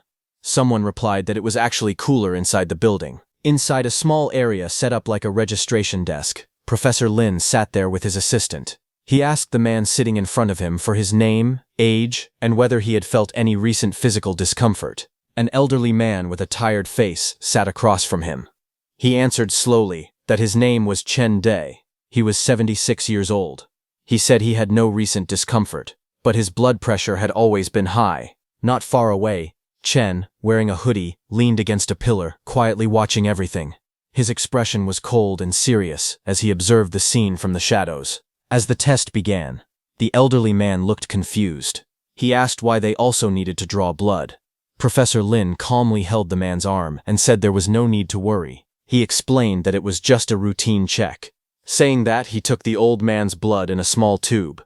From the shadows, Chen watched closely, wondering what Professor Lin was really trying to do. Suddenly, someone shouted loudly, calling out to the professor. Professor Lin turned his head. In front of him, those men who had tried to attack Chen rushed over in panic. He cried out that his brother was injured and infected, begging the professor to save him. Behind him, another young man stood weakly, his arm wrapped in bandages. Professor Lin remained calm.